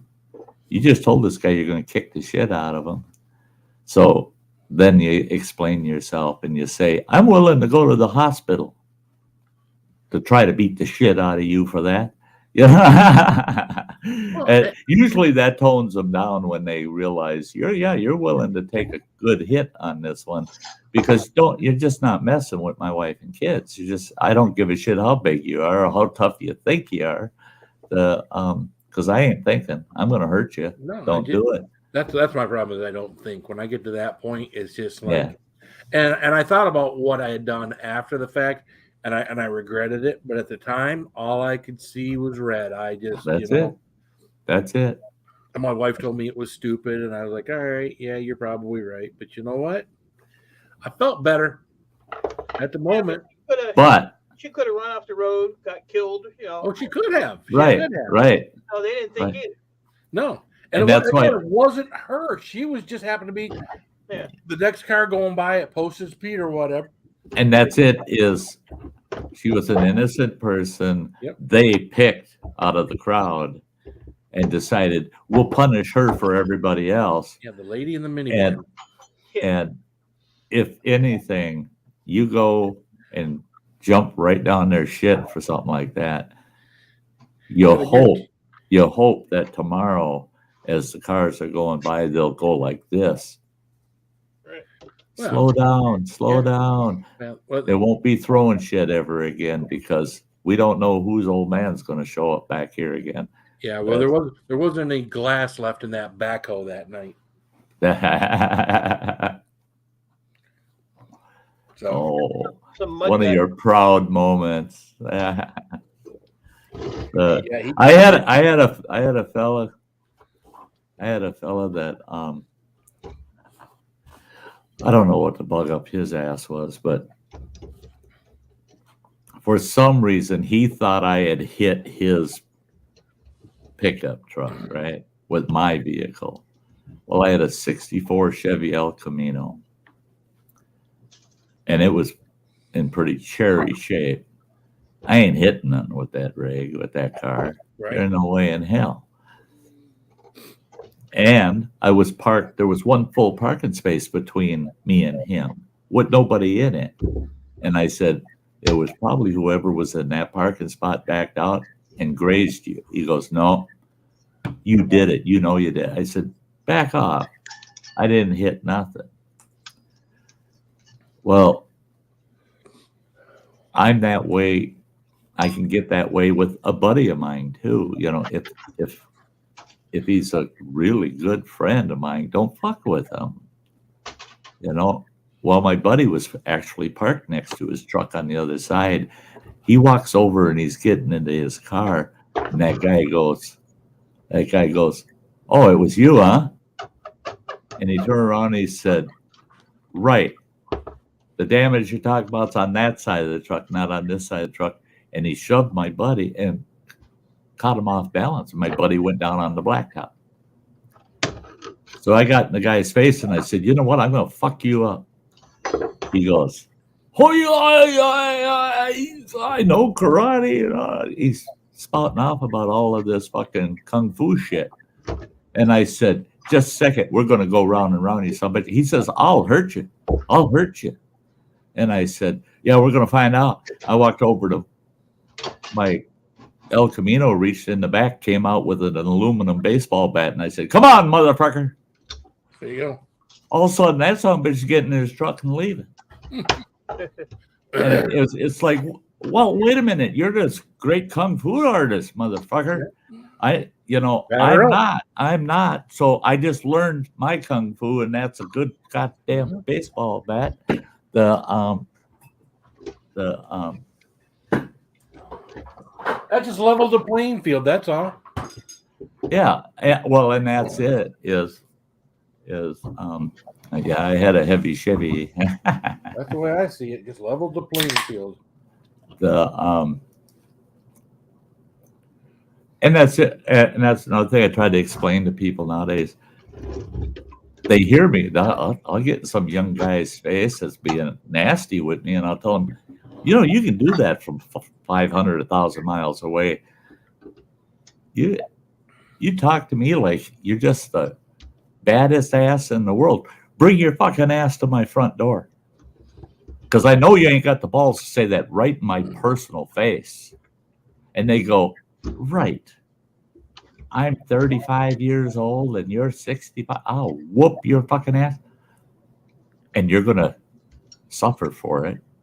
You think I'm going to take that whooping? And I'm going to take it easy? I don't fight fucking fair, man. When you hit 6-0, all rules are gone, man. They're gone. There are no rules in fighting. Yeah, if you're truly fighting, there ain't no damn rules. Competitive fighting, yes. But boy, when it comes to offense, defense, there ain't no rules. No rules not to lose. And if you lose, at least make sure that son of a bitch walks away bloodied too. Yeah. I've had a couple of young fellas where I told them, because they're going to start the shit, I told them, I said, you know what? I've done it many times. I can take the first one. And you're not going to like what comes behind it. You'll probably still whoop my ass, but I can get through the first one. You're not going to like what comes with it, because I'll probably end up in the fucking hospital if not dead. But guess where you're waking up in the morning, motherfucker? You're going to fucking jail for beating on an old man, you stupid son of a bitch. That's one thing these young guys nowadays, they don't get, man. Go ahead, cut into this old guy and be the first, draw first blood. Well, that's the thing you see on social media now and then. You'll see some young kid, get nasty with an older guy. The older man wants to kick his ass. The older man, and the young person will sit there nose to nose with the older man, just tempting him to hit them. And the old guy just wants to take care of stuff like he used to back in the day, right? Back in the day, you have fisticuffs and it's over with. And nowadays, these young kids know they don't want you to hit them, but they'll stand in your face like they want you to hit them. Yep. Oh, yeah. Yeah. I can't believe how many I've seen. They're virtually begging for it. Oh, yeah. They're begging for it. And all you got to do is push them out of the way. Say, back off, man. You're in my space, man. Back up. And they start screaming and they'll throw themselves on the ground. Oh, did you see what he did to me? You were tougher than shit just 5 seconds ago. And now all I did was I placed my hand on you and you're crying like a whimpering baby. Yeah. What in the hell? It's because they're going to sue your ass later, or they're going to make a big old public spectacle, because it's just attention grabbing is what it is. And when I was a young man, we were willing, if you want the attention, I'll give you the attention. If you really are asking for it, we can give you some attention. It might hurt a little, but, but days have changed. They changed so much. What year? Hey, Ben, it's good to see I you. wanted to check out that mail order bride website. Sty, damn you. What? That's a mail order bride, Russian mail order bride website you blocked. Dang it. You already got about list of about 120 of them. You don't need any more. What year was that, Sty? What year was what? When you were a young man? Oh, you son of a bitch. Hey, I got a question for you. Do you know why God made pubic hair curly? I'm going to find out. To observe the impact. So you don't get poked in the eye. So you don't. I'm here all week. Yeah, you could take an eye out with that. Yeah.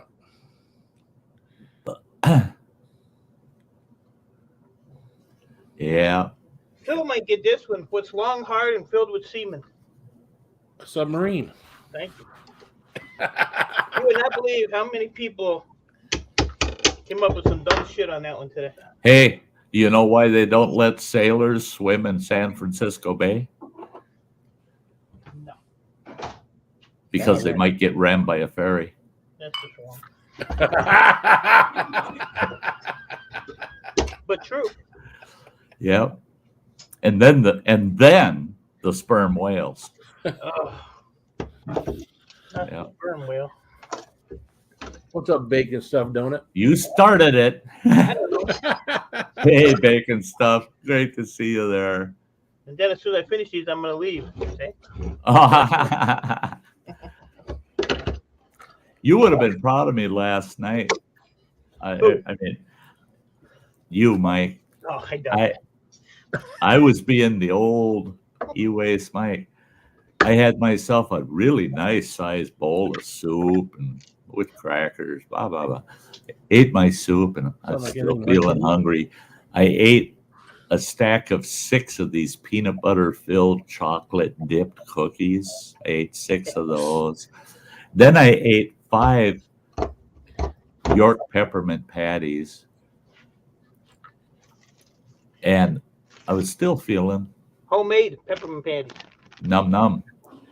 I was still feeling like I had the munchies. I got something for you. And so I went and looked in the freezer, and 4 of them frozen ice cream cones later, I finally gave it up. I said, that's enough, man. I don't eat like that. Well, I went to bed at about midnight last night, early for me. I woke up 5 o'clock this morning with the hangries. I was so damn hungry. I couldn't believe it. I ate more yesterday than I've eaten in the last 6 months, for God's sakes. So I get up at 5 o'clock this morning, and by 5:30, I'm sitting in my living room watching a movie, and I'm eating another big bowl of soup, half a pack of crackers, and 2 more of them ice cream cones. It's 6 o'clock this morning. And where's the proud part come in? You have a good night, Cinderloo. Have a good night, Cinderloo. Feel better. That I'm getting down all that ice cream. Oh, I haven't had any ice cream in probably a month and a half. So You were saying that. You were saying that the other night. I did a video. I actually opened up my freezer and I said, "What's missing in here? What is not in here? There's anything else in there but ice cream." But I've lost like 6 pounds. So Oh yeah. I can I haven't. almost see the tip of my dick. I That much In the mirror. in the mirror.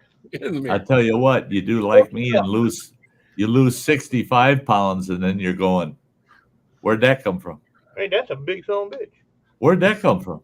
And now I'm old and shriveled up. I can't even use it no more. Did I go and steal that from somebody in my sleep? Yeah. Oh. What's 6 inches long and vibrates in your mouth? I don't know, Ben. What's 6 inches long and vibrates in your mouth? Crazy Ann's nipple. Oh, It doesn't vibrate. An electric toothbrush. There you go. wah, wah, wah. So such an innocent answer, right? I'd rather that. Everybody thinking dirty. Right. Yep. Thought it was pubic hair. Yeah, it looks just like a penis, only smaller. That's hey, this old buddy of mine, man, we were friends, lifelong friends, and I laughed so bad. He was the worst driver in the world, man. You did not want to be in another vehicle on the road with him in the same area. He didn't give a shit if it was his own mother, he'd do it. He had the worst time. I couldn't believe what he paid out in insurance for just liability.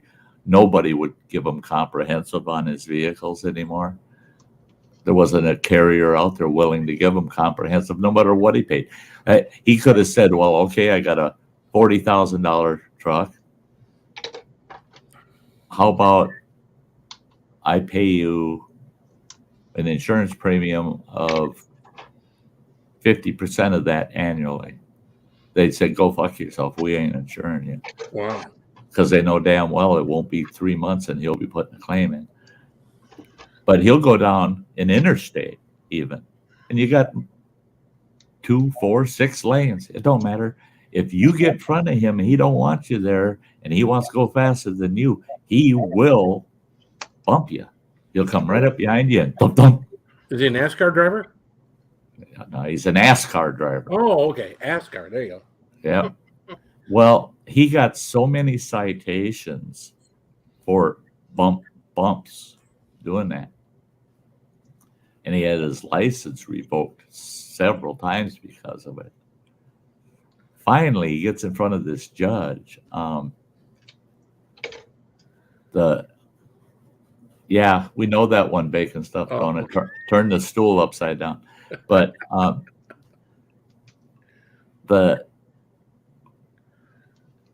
he goes to court, and the judge says, I cannot believe this.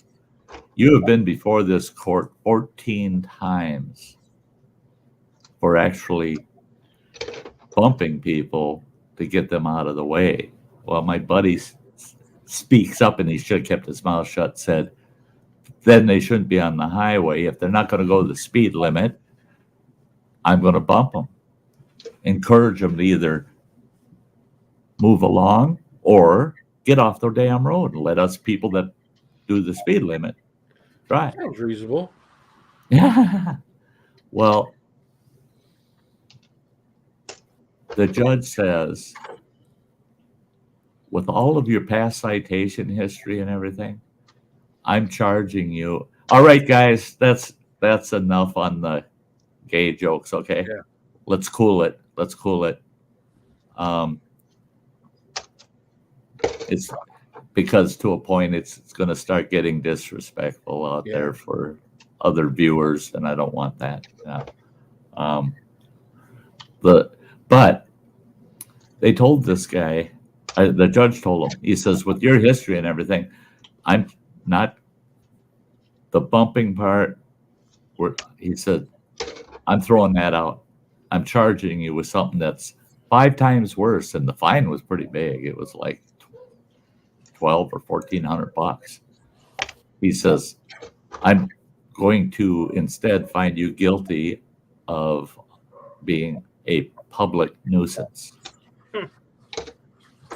So he was charged with being a public nuisance because he had caused so many accidents. Okay. He said that rotten judge, blah, blah, blah. I paid the fine, this and that. Well, we lived pretty close to each other at that time. Newspaper comes out. It's the Minneapolis Tribune, right? That's a big paper, man. It's like the Chicago Trib. Second page. Big headline on the second page. Anoka man gets charged with being a pubic nuisance. They forgot the L. Oh, no. Oh, what a great typo. What a great typo. And hopefully he didn't have his name in there. Oh, no, they had his name. Oh, yeah, here's his whole name. I called his wife right at her work. She was She was an executive for a local bank there in the Twin Cities. And I called her and they put me through to her and she answers. She goes, "Oh, Sty, it's good to hear from you. What's up?" And I said, I knew I was going to catch up with the old man sooner or later. Can I speak to the pubic nuisance? And she was dead quiet. And she goes, "Sty, I promise you, I never said a word. I never said a word." She said, I said, "I think you copped a deal." Yeah, you turned state's evidence on him, didn't you? You've been married to him at that time. They had been married for 18 years. I said, "You turned state's evidence on him. You said you get up there and testify that he's a pubic nuisance." Yeah. But wouldn't that be great, man? They put your name in bold letters and call you a pubic nuisance out there to 1 million people in the big metro area like that. And then everybody that sees you on the street, "Yay, there's the guy that's a pubic nuisance." Yeah. That is funny. What do you call a smart blonde? A golden retriever. I love it. Yeah. That's like the guy that's like the guy that goes in the bar and it's a ladies' bar, it's a woman's bar. He didn't realize that. And he goes in there, sits at the bar, orders up a beer. And the gal says, "Before I serve your beer," she says, "Have you looked around at all?" And so he kind of glances around and she says, "Look at me." Oh no. First, I screwed that up. First thing out of his mouth is, "Hey, do you want to hear a good blonde joke?" And she says, "Look around the place and take a look at me. I'm the bartender. I'm a blonde. Our bouncer, see that big gal over there, just mean and nasty looking? She's a blonde. See that gal over there? She's a martial arts instructor. She's a blonde. You see that gal over there? She just got out of prison for beating the hell out of her boyfriend. She's a blonde. That gal playing pool busted a pool cue over her girlfriend's head just a half hour ago, and she's blonde. So do you still want to tell your blonde joke?" He goes, "Whoa, whoa, whoa, whoa, whoa. Just get me the beer. I won't tell the blonde joke." And she goes, "And why won't you tell your blonde joke?" And he goes, "Because I don't want to have to repeat it 5 times. Damn. Oh. Uh-oh. Damn. Bum, ba-dum, bum, bum. Hey, Andrew, it's good to see you. What's up, Andrew? That's my buddy there. That's your buddy there. Yeah, Andrew's a good guy.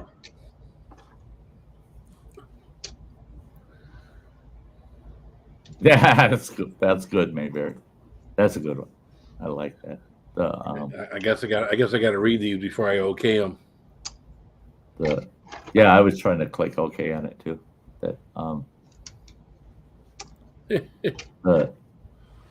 Yeah, it didn't show up in my StreamYard. I was going to pop it up there. You can show it up. You should be able to show it now.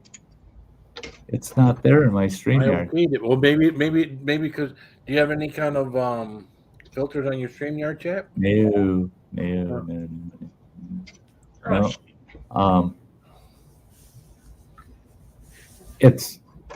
It's right between yours and Justin's, but it doesn't show up in StreamYard. I don't know why. That's weird.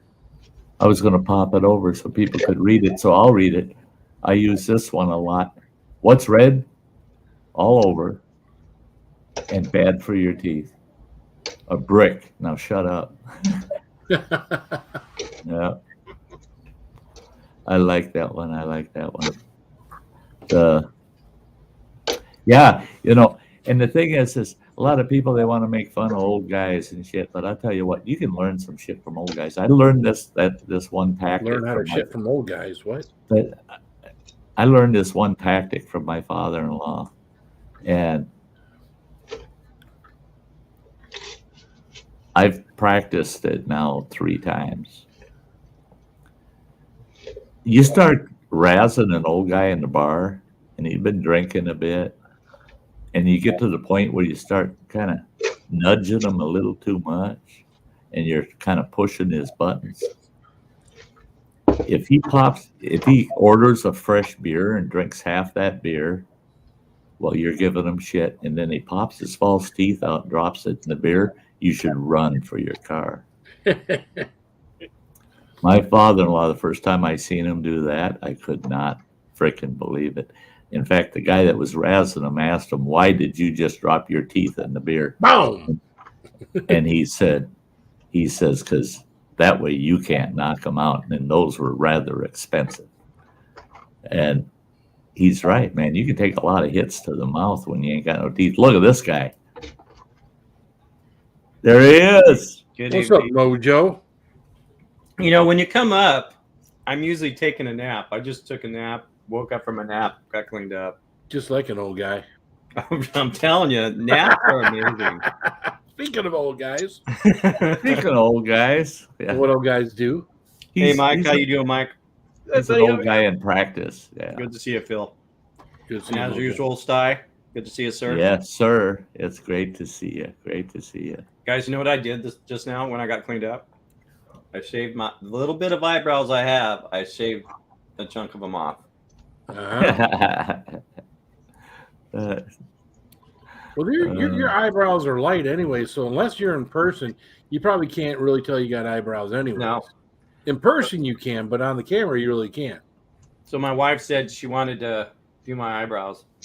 You know, like to put the makeup stuff on there. Did you tell her no?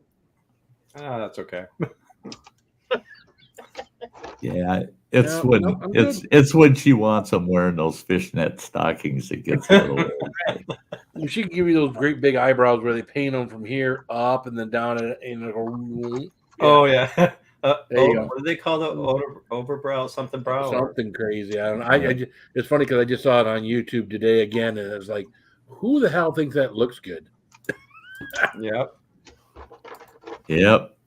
Oh, so you're auditioning for Kiss, eh? There you Something go. like that. Yeah. Which But- again made me think of I gotta find that picture. It's around here somewhere. And I think my mom gave it to my wife. It's in all of our pictures. There is a picture of me, and I was watching The Dirt yesterday, the Motley Crue story, and there is a picture of me dressed up as Mick Mars at age 18 or 17. And I gotta find that picture. But yeah, that was my band back then. So one of them, anyways. So you know what you caused me to do, Sty? What did I cause you to do? It's your fault. I'm going to tell you that right now. I made this jar. Well, it's not even a jar. And it's full of candy. Nerds. That ain't a jar of candy. Nerd. It used to be a doggy treat container. Yeah, see? This is a jar of candy. I know. Oh, I love holy that. shit, Batman. How do you pick it up? Wonder why that guy's diabetic? It's not that heavy. It only weighs about 6 pounds. Yeah, that's heavy. That's because you put the miniature candies in there, right? You don't put the full size. Right. You put all them little candies in It there. makes it lighter. That's right. Yeah, I found out. When you eat 20 of the full-size ones, that's just being a glutton. That's right. You're better off eating 40 of these little That's right. little buggers, you know.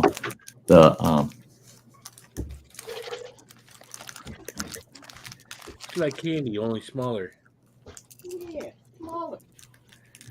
Bacon stuff, don't it? You keep having to make her read your shit.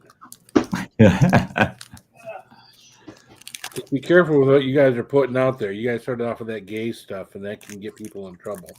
Yeah. Although Yeah. you can have I- jokes about anything that's funny, whether you're straight or gay or whatever. Right. And But- other people don't but- find it funny. But when you actually get on a run on a Right. particular jokes kind of thread, then they're going to nail me on it. And people I had- get offended. I had in the last month now 4 of my streams where they demonetized them, Really? and I had to asked for a review on them.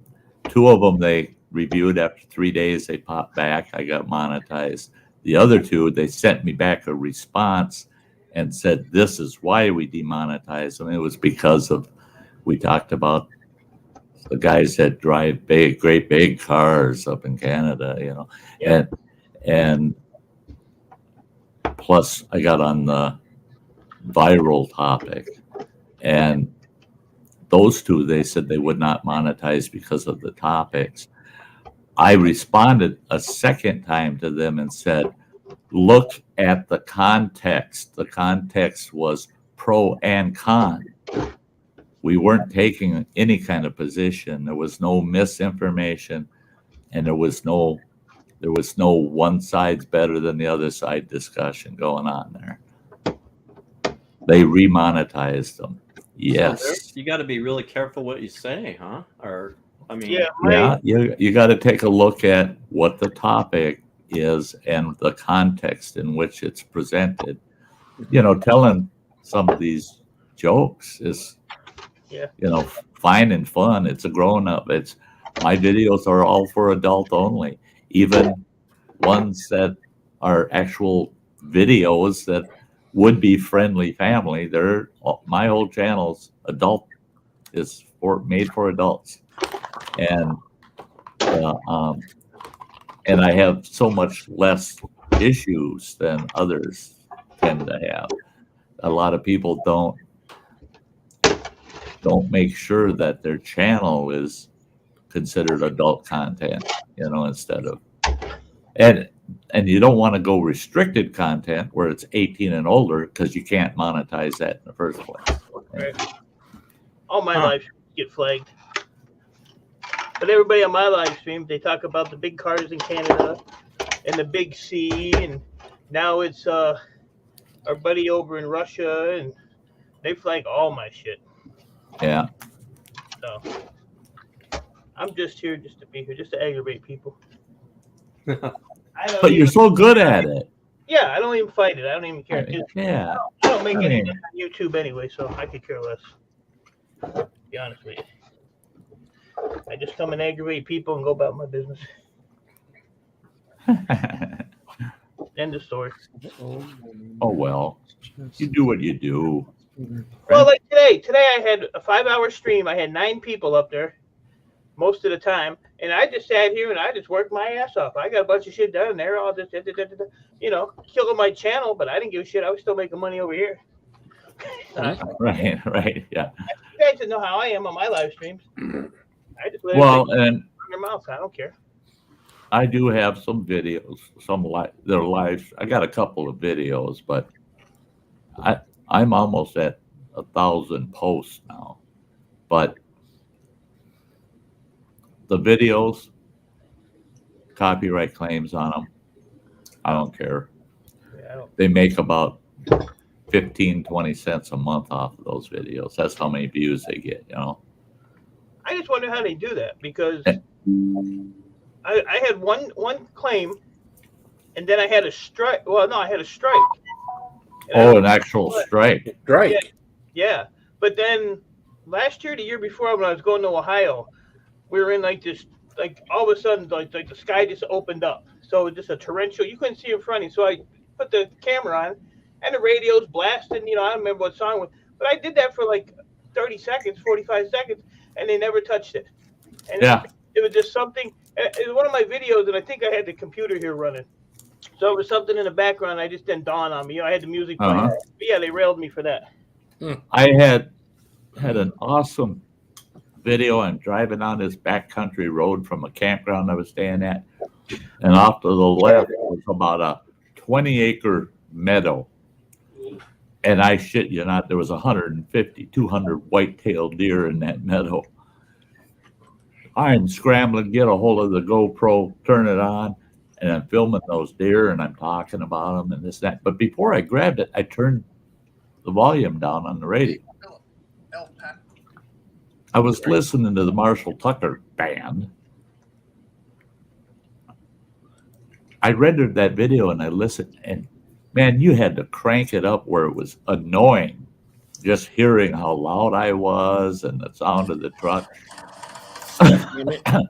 to even make out that it was Marshall Tucker. I thought that one's cool. It'll go up, no problem. Put it up. Shit, it wasn't 10 minutes later, man. They demonetized it. No, whoever's got Marshall Tucker's copyrights nailed it right away. So I took it down because it pissed me off that now I could understand if it was legible and you could hear it fine, but when it was that garbled and covered up, there's no way that you should ever be punished for something like that. And then I've had a couple of streams where I played some music, totally aware they're going to put a claim on the video and they're going to keep the money, just because I wanted to play that music. And it was worth the 47 cents that whole stream made in revenue, The Bill's playing with stuff here. That's my last live stream. If you pull that up, my last live stream that can't be monetized. I use all sorts of stuff. I use Gran Torino. I use things from The Hangover, things from Full Metal Jacket. It was one of those ones that was a movie clip one that I did. Right. You know what? They flagged everything on there. I don't get a copy. I don't get a strike or nothing like. How long were the clips? He just hit the wrong button. Because can't you have a clip like maybe, what is it, like 3? No? They say if you only run 3 seconds of it, you're safe. Right. That's not true. That's Yeah. not true. Read, if you go dig into the YouTube policies, Yeah. and no, 1 second is enough. If they can, Oh yeah, 1 second. if they can identify it, even with 1 second, they can put a claim on it. Yep. So it's best just to not even do it. Yeah, don't. Right now, I'm in the middle of a battle with Epidemic. Yeah. I'm subscribed to them. I pay them for licensing for music. Right. I created a second channel, and it's a music channel. It's like an inspirational kind of music background kind of thing. I put 5 videos up on it just so there's something on the channel while I work on other. Mhm. But every one of them demonetized because of copyright claims from Epidemic. And it's their music that I pay them for the licensing for. Right now, but can you use it only on one YouTube channel? Yeah. Like you're only allowed to use it on one YouTube channel. So if you have 2 channels, you're allowed to use it on the second channel also? No, it's on that channel. Oh, so it's for that channel, Epidemics for that I channel. bought it through that channel. Oh. So well, my gosh. they're trying to un-F it. You know what I mean? Yeah, totally. Well, someone because they can get themselves in trouble for that because they say, hey, you use this, that, or whatever on your YouTube channel, and then they say, Nadruqui. That's crazy. Nadruqui. Okay, I removed my jokes. That's I see that. It isn't all the jokes making stuff. Well, it was going at one point. It was going down a road that it just yeah. Could that even happen like in the chat? Could they demonetize you? Yeah, they can because of like hate speech or whatever else. Those things. Because inevitably, you as the YouTube channel, you have control of what's in your chat, and that's why they give you moderators. Right, and they require you through their user policy to moderate your chat. Right. Nice. They tell you have the ability to say you're not allowed to chat during my live stream. So maybe you shouldn't allow people to chat.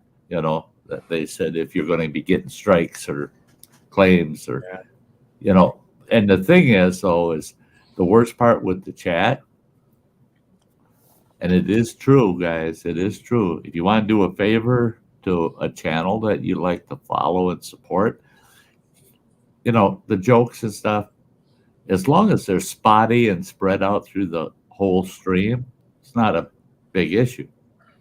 But when it becomes repetitive, the algorithm looks for that stuff. And if it finds it, and it finds as repetitive comments, like the term gay or lesbian, if they see that 5, 6, 7 times over a 15-minute period, guess what? YouTube will not recommend that stream at all. They won't send it out as a recommendation for people to watch. And that's all based on the algorithm, and it all comes off of the chat because they look at it as negative interaction, so they're not going to share that stream out to people. Yeah. I get in the habit of not even going there. Yeah, as little as possible. Well, I just make it a habit not to go there. Yeah. Phil, you're right. That good comment out there.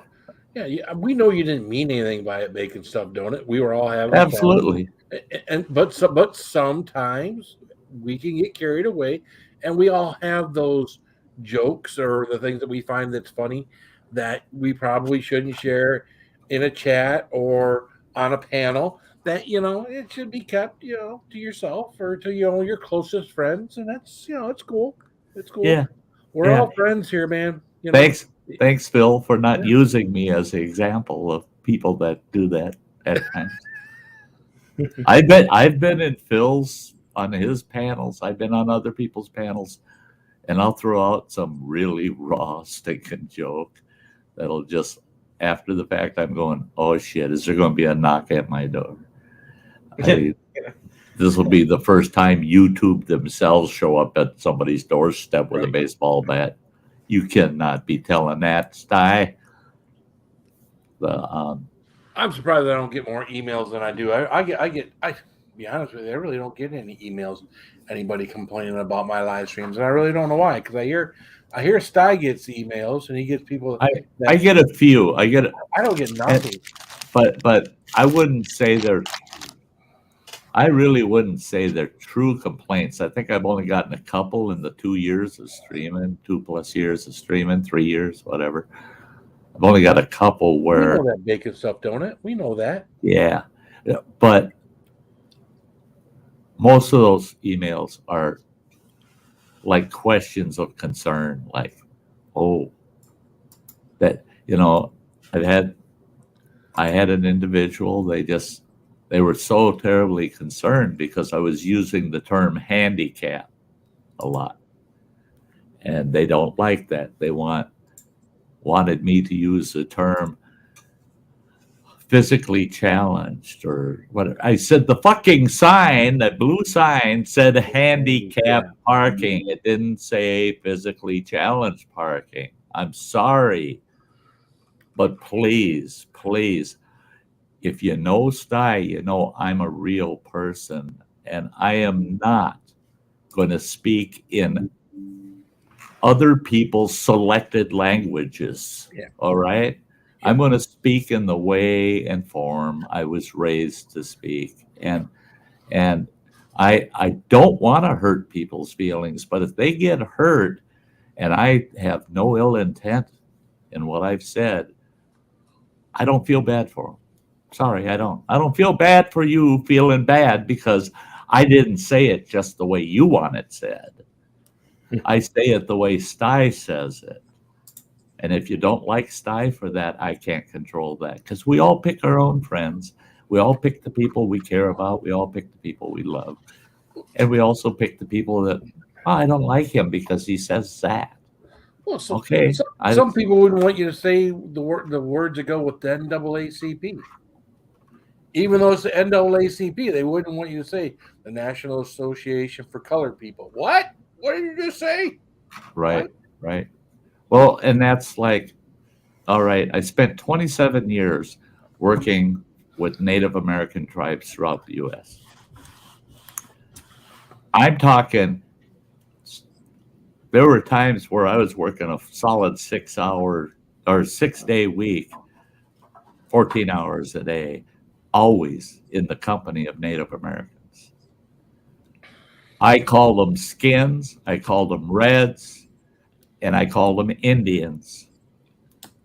All the time, in their presence, face to face. And you should have heard some of the things they called me. And we all laughed, patted each other on the shoulders.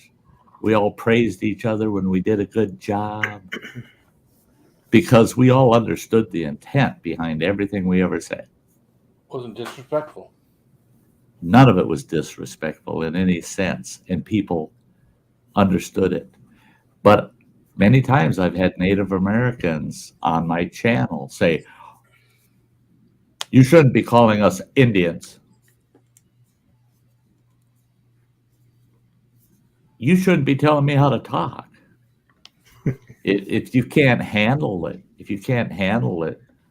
there's a lot of Native American broadcasts out there that won't use the word Indian. But tell you what, we have a Native American owned broadcasting station just 40 miles from me, and it's all Native American. Everything. They don't do anything on there that's not Native American. Even their advertising is all Native American owned businesses and blah, blah, blah. And you never heard the word Indian used so much. So this business about, it's just like with people of color, they hear somebody use the N-word and they totally freak out. I actually witnessed one turn and look at his 4 buddies and go, did you Ners hear what that guy just said? So he called his 4 buddies what he said that guy said is terrible. That is disrespectful. That's meaningless. It's BS. That's when people want to bring nationalities or colors and the like into their lives. I'm not one that way. And anybody ever tries to tag racist on me, they can kiss my old hiney if they can find it. But because if I get my whole family together for Christmas, we put out all the flags of the United Nations. They think there's a G20 summit going on at my house. I've got so many nationalities in my family now. We don't even care. Nowadays, if you've got a family, and it's not just you and your wife, you're not having any kids. Nowadays, if you've got a family, you've got a little bit of everything in your family, right? I have a nephew that is gay. I have nieces and nephews that are African American. I mean, I've got it all, right? I mean, if you're at my age, 53 years old, if you're a family man with a few kids, and you got brothers-in-laws and sister-in-laws, and they got your nieces and nephews, so you're diverse, Yeah, so. That's it.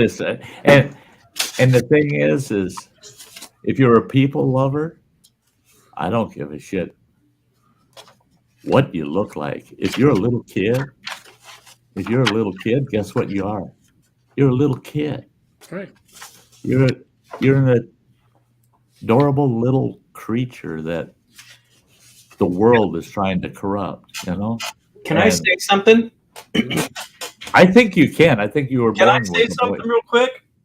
I'm going to change the subject on you, Sty. Sure.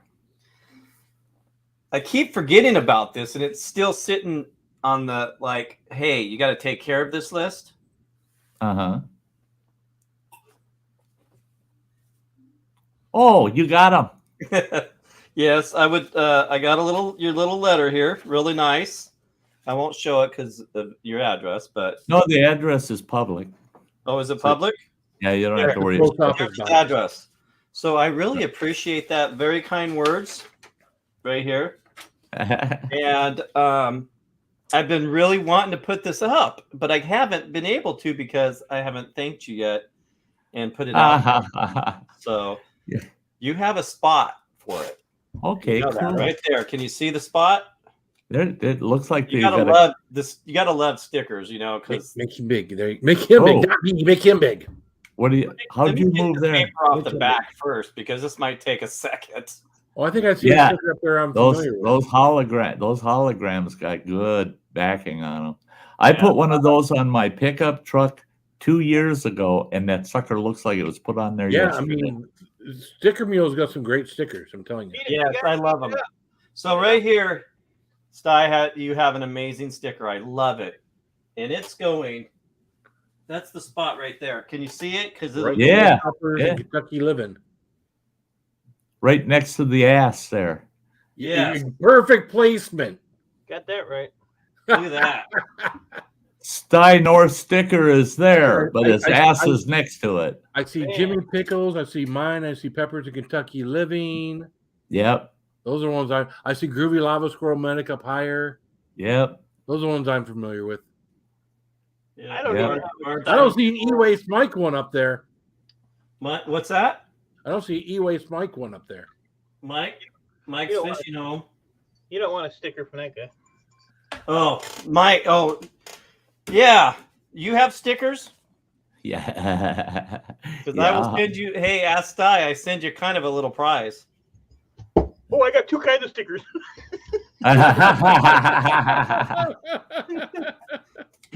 Okay, if that's the case, guess what? I gotta get some more too. I'm running out. You're getting an ice cream cone now. Look at that. Free cone. See? Now, and I just went on a diet too. Thanks a lot, buddy. Nice. So, I don't know if I told you. Did I send you a coaster, Sty? I don't think so. I didn't think I had them. So I've got my coasters now. Oh, cool. There's Yeah. my Mojo sticker. Oh, look at that. Right next to Bubble Bath and Yeah. Oh, yeah. Bubble Bath Ann. Wow. Yeah, that's actually a Oh, those magnet. I can put that anywhere. I've got You that know- same magnet, man.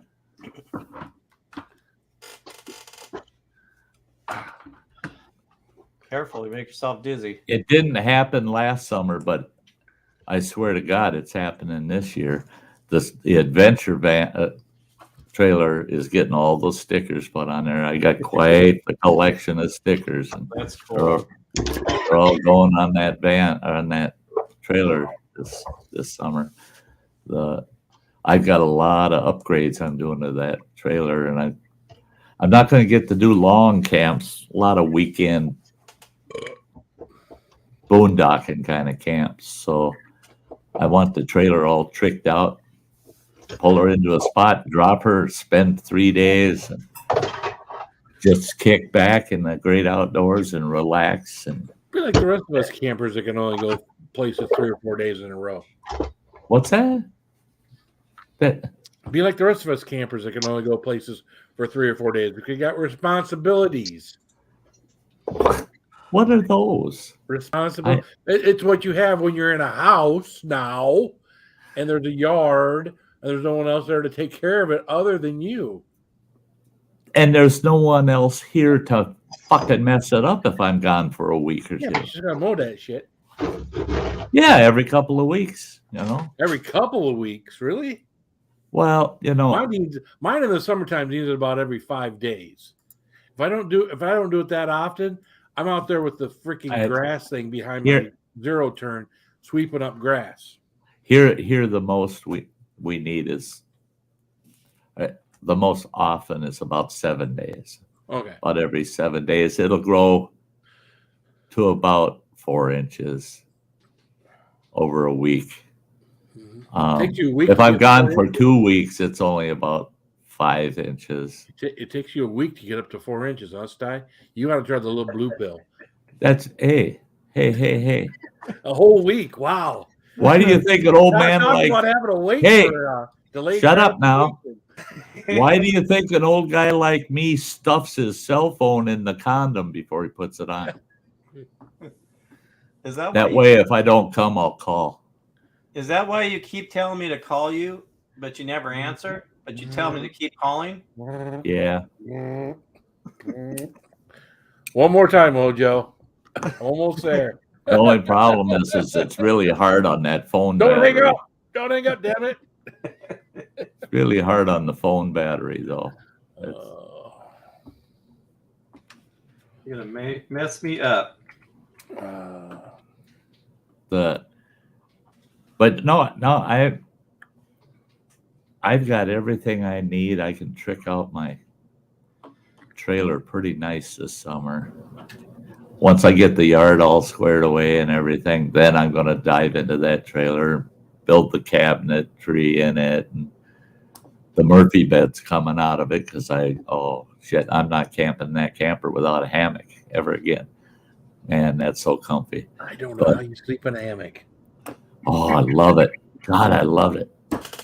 Because see, I'm a stomach, side sleeper. Now So my hammock. I can't imagine doing that in a hammock. I can relax in a hammock, and I can probably take an hour nap in a hammock, but I could not sleep on my back. I'm a side sleeper and a 3/4 stomach sleeper. Right. Very rarely flat on my back, but in the hammock, man, I just roll in there, sleep in any damn position I want. But you got to buy yourself a good double hammock, one that's made for two people. Yeah. And sleep in it alone, and you learn how to sleep in it at a 45-degree angle, and you can roll right over on your stomach, and you're nice and flat. Have to be taut because otherwise it'd be curved like this, and no. With a properly hung hammock doesn't curve that much. Oh well, it does when I get in it. I'm sorry. And if the hammock is wide enough and you lay in it at a 45-degree angle, it flattens it out that much more. Matter of fact, it's partially laying on the ground. There's a when I first started getting back into hammocks, I remember putting one up. I was 260 at the time, sitting down in that thing and hearing it go pop, pop, pop, pop, pop. And then finally get my feet off the ground and swing a little, and it's still and then lay down in it. And I was scared. That something's gonna break, man. It's gonna break. Even though right on the hammock it says it's rated for 450 pounds. I just didn't. If your face has ants, you fall out the hammock. Hey, Mike, I sent you an email. All right, bud. Yeah. $10 for the sticker. What's that? And did you PayPal him for the stickers? Did you PayPal him for the stickers? See, if I lay on my back in about 10 minutes, I wake up going. I have sleep apnea, but I don't use that machine or none of that crap. Yeah, that's it. If I fall asleep on my back, I get this sharp pain in my ribs because my wife's elbow. See, that's the thing is with my CPAP machine, I can actually lay on my back now. I never could. I had the same thing Mike's going through. With the CPAP machine, I can lay in bed on my back. Oh shit, breathe. Yeah, so I don't know if I just stop breathing or Earl's fucking laying across my. Yeah, it's the cat laying on your face. Well, it looks like you got Earl right now. So. Yeah. I trimmed it. That's a couple of small. With what, a weed whacker? Yeah. Yeah, why not? I went like this. I put it all in a big ball, and I cut all the shit that was like way over. That's not the right. That's not the right way to do shit. I mean, look at NBA. That's not the way to trim shit. Yeah, but do you know how much money he spends on that shit? And how much time he spends on his beard? Fuck. Yeah, and he puts a lot of effort into his. You don't have to spend the money, but you can learn some shit from him. I don't need to learn that from his hillbilly ass. That's like. Did you see the video he put up the other day? No. He took a TENS unit. You know what a TENS unit is? No. It's an electric jolt for your. Yeah. So he took one pad, he put it here. He put one pad, he put it here. He gave his wife the controller. Oh shit, that's Now, no. this dumb motherfucker is sitting there and he's trying to read Humpty Dumpty while she's zapping his ass. Well, it was she's- hilarious. Oh, it was hilarious. He couldn't get through it. 20 minutes. I gotta watch that, man. He couldn't. That's- He got to Humpty Dumpty sat on a wall, and Humpty Dumpty had a great, and that was it. And then it took him 20 minutes because he couldn't stop. Like, he was drooling on himself. Well, it sounds like his wife was having too much fun. And well, he kept telling her, crank it up. And I told him, I said, dude, you're gonna fuck around and give yourself a stroke doing that shit. Yeah, man, it's kind of dangerous to do that, but he was having a good time, so I told him knock himself out. But yeah, it was hilarious. Oh my god, because he's not at the ideal body weight either. no, he's a big guy. He's a big guy. Yeah, he's a big guy. And his whole family was just sick from the big city. Yeah. I mean, and he's not in the best of health to start with. Yeah, If he didn't drink the moonshine, he'd probably already be gone. he's got about the same luck as you do, Mike. I mean, yeah, he goes. if it's not one thing, it's another. Yeah, he goes. You know how I originally found him, and it was kind of funny because Samantha said, "Hey, have you ever watched NBA?" And I told her, "Yeah." And she goes, "Oh, what do you think of his music and that?" And I said, "Well, I haven't watched any of his music. I was watching all of his trapping videos and his do-it-yourself videos and shit. He had done a couple of homemade trick outs of his kayak that I watched. And he made this awesome little homemade kayak cart to haul his kayak around out of a milk crate and some PVC pipe and shit. And it was just awesome. And then I finally went back to his channel and I watched one of his music videos and I'm going, holy shit, the fucker sings too. Here I've been watching all of his shit, but none of his music. I think he started singing when he got hurt years ago. When I first got into YouTube, I think it was when he got hurt. Yeah, because if you go to his old stuff, living room. His old stuff, he was just doing his outdoorsy stuff. Right. And that's what the stuff I was watching. And so, yeah, and it only took once to watch one of his music deals. Yeah. And now every Sunday, if he's got Sad Songs Sunday, I've got Sty Story Sunday. And he starts about an hour and a half, it depends, before my stream does. So what people don't understand is don't try to contact me before Sty Story Sundays. I'm listening to Rollin. Yep. Right. That's what I do right up until about 4 or 5 minutes before my stream starts. I get my stream all set up and then I listen to Rollin. I watch him and I just kick back and relax and listen to him. And that's my routines on Sundays. He has the music, then he has his outdoors crap, and then he does his woodworking. So I mean, his woodworking. I still a couple of his cups. I have a couple of his cups. Yeah, I gotta put a little fund on the side and order a cup from him. Either a cup or a bowl. Yeah, we're gonna wrap this up in just a couple minutes here, there, buddy. All right. I gotta get to. I ran out of work to do, so I'm about done too. Oh, you ran? No, you look at all that. You done run out of shit. Where? Where? Yeah. What are you talking about?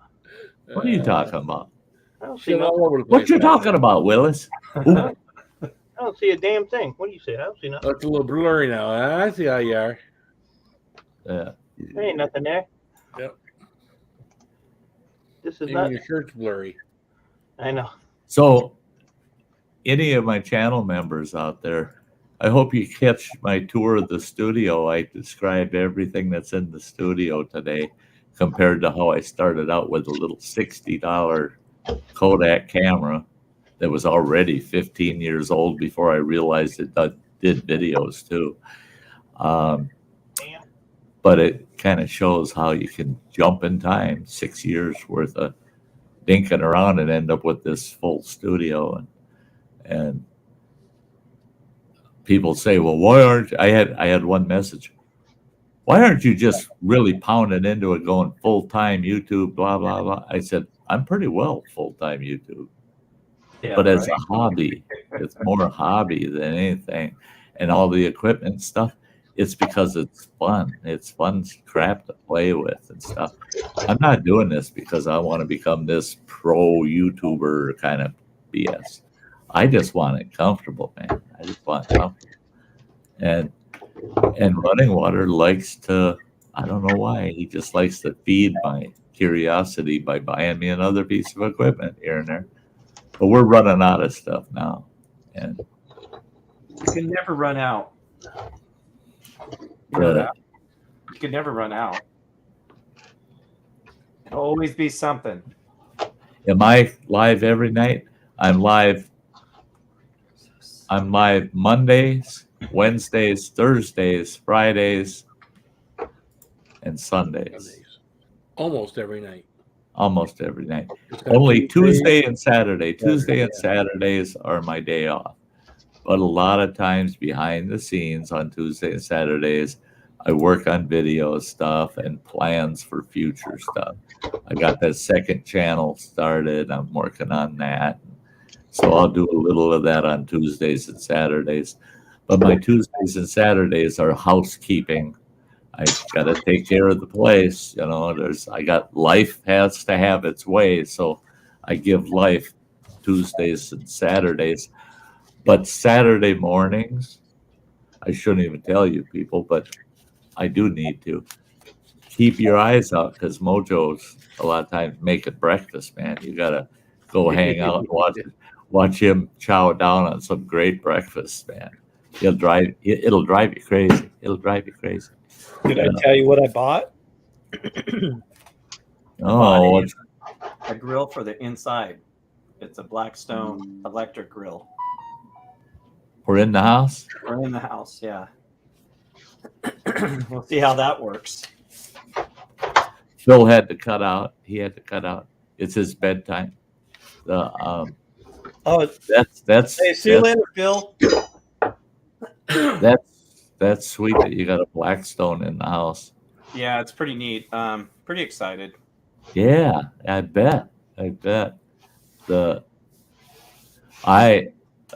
That was a dream of mine for the longest time. Then I realized it just ain't gonna happen. I always dreamt of having a full, virtually, a commercial kitchen. You know. Yeah, that's my dream. And I probably won't because you already know how expensive that stuff is, man. It's insane. We talk about your Blackstone out on the porch and that, and I think back the other day. I was thinking about when I had the pizza place, the pizza joint. When I walked in the door, we had a single stone oven. Mm-hmm. When I left there, we had 4. Wow. And people didn't realize the investment in them dang things. I bought the 3 that I added on. I bought them all used. They were in excellent shape. None of the stone damaged or anything. But those pizza ovens cost me $17,000 a piece. Wow. For used ones. And boy, I'm glad I'm not in that business today, man. That was my biggest expense, the biggest overhead expense in that pizza joint was the cost of the gas to run them ovens. You know, run those ovens at 500 plus degrees. Wow. For a 16-hour day, and ching times 4. Yeah, that's a lot. It was a lot. But I was pounding out enough pizzas that it was kept my profit margin up there and paid off the machines. And I kept thinking about if I could have my pizza joint back, just with the ovens and then the back room equipment, my Hobart, I don't even remember the model number of that one, but that bugger, I had to stand on the bottom step of a 3-step stool to be able to grind cheese in the big grinder on it. because the Hobart itself was 6 feet tall. Wow.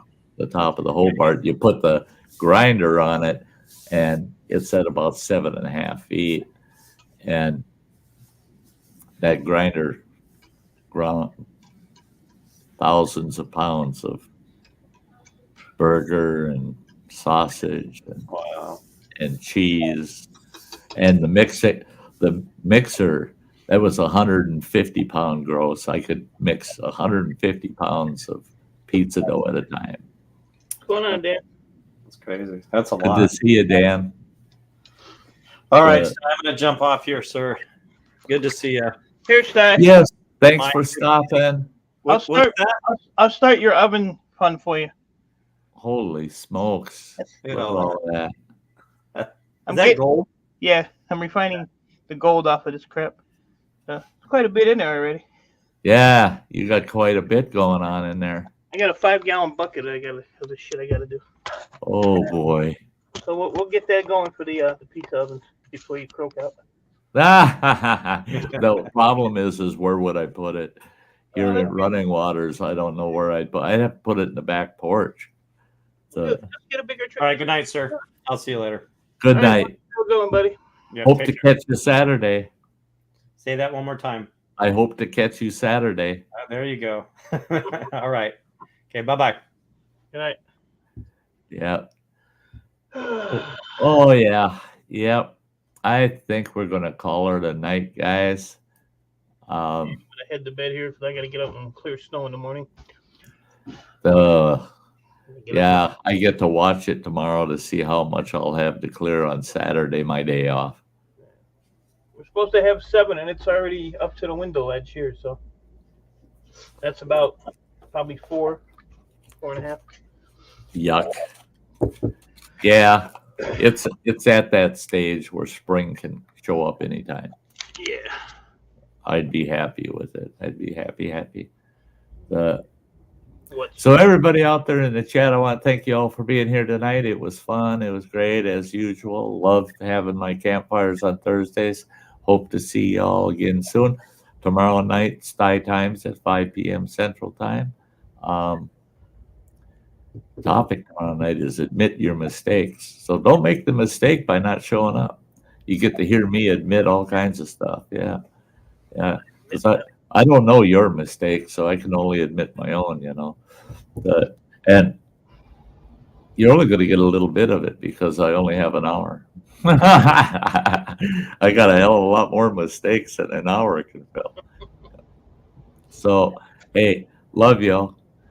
Mike, thanks for coming up tonight, man. Thank you. Anytime. It's good to see you. It's good to see you. You take good care of yourself, pal. Hello, buddy. And with that, we're gonna grab that girl in the fur coat and dance our way out of here. And I'll see you all again soon. Good night, everybody. Good night.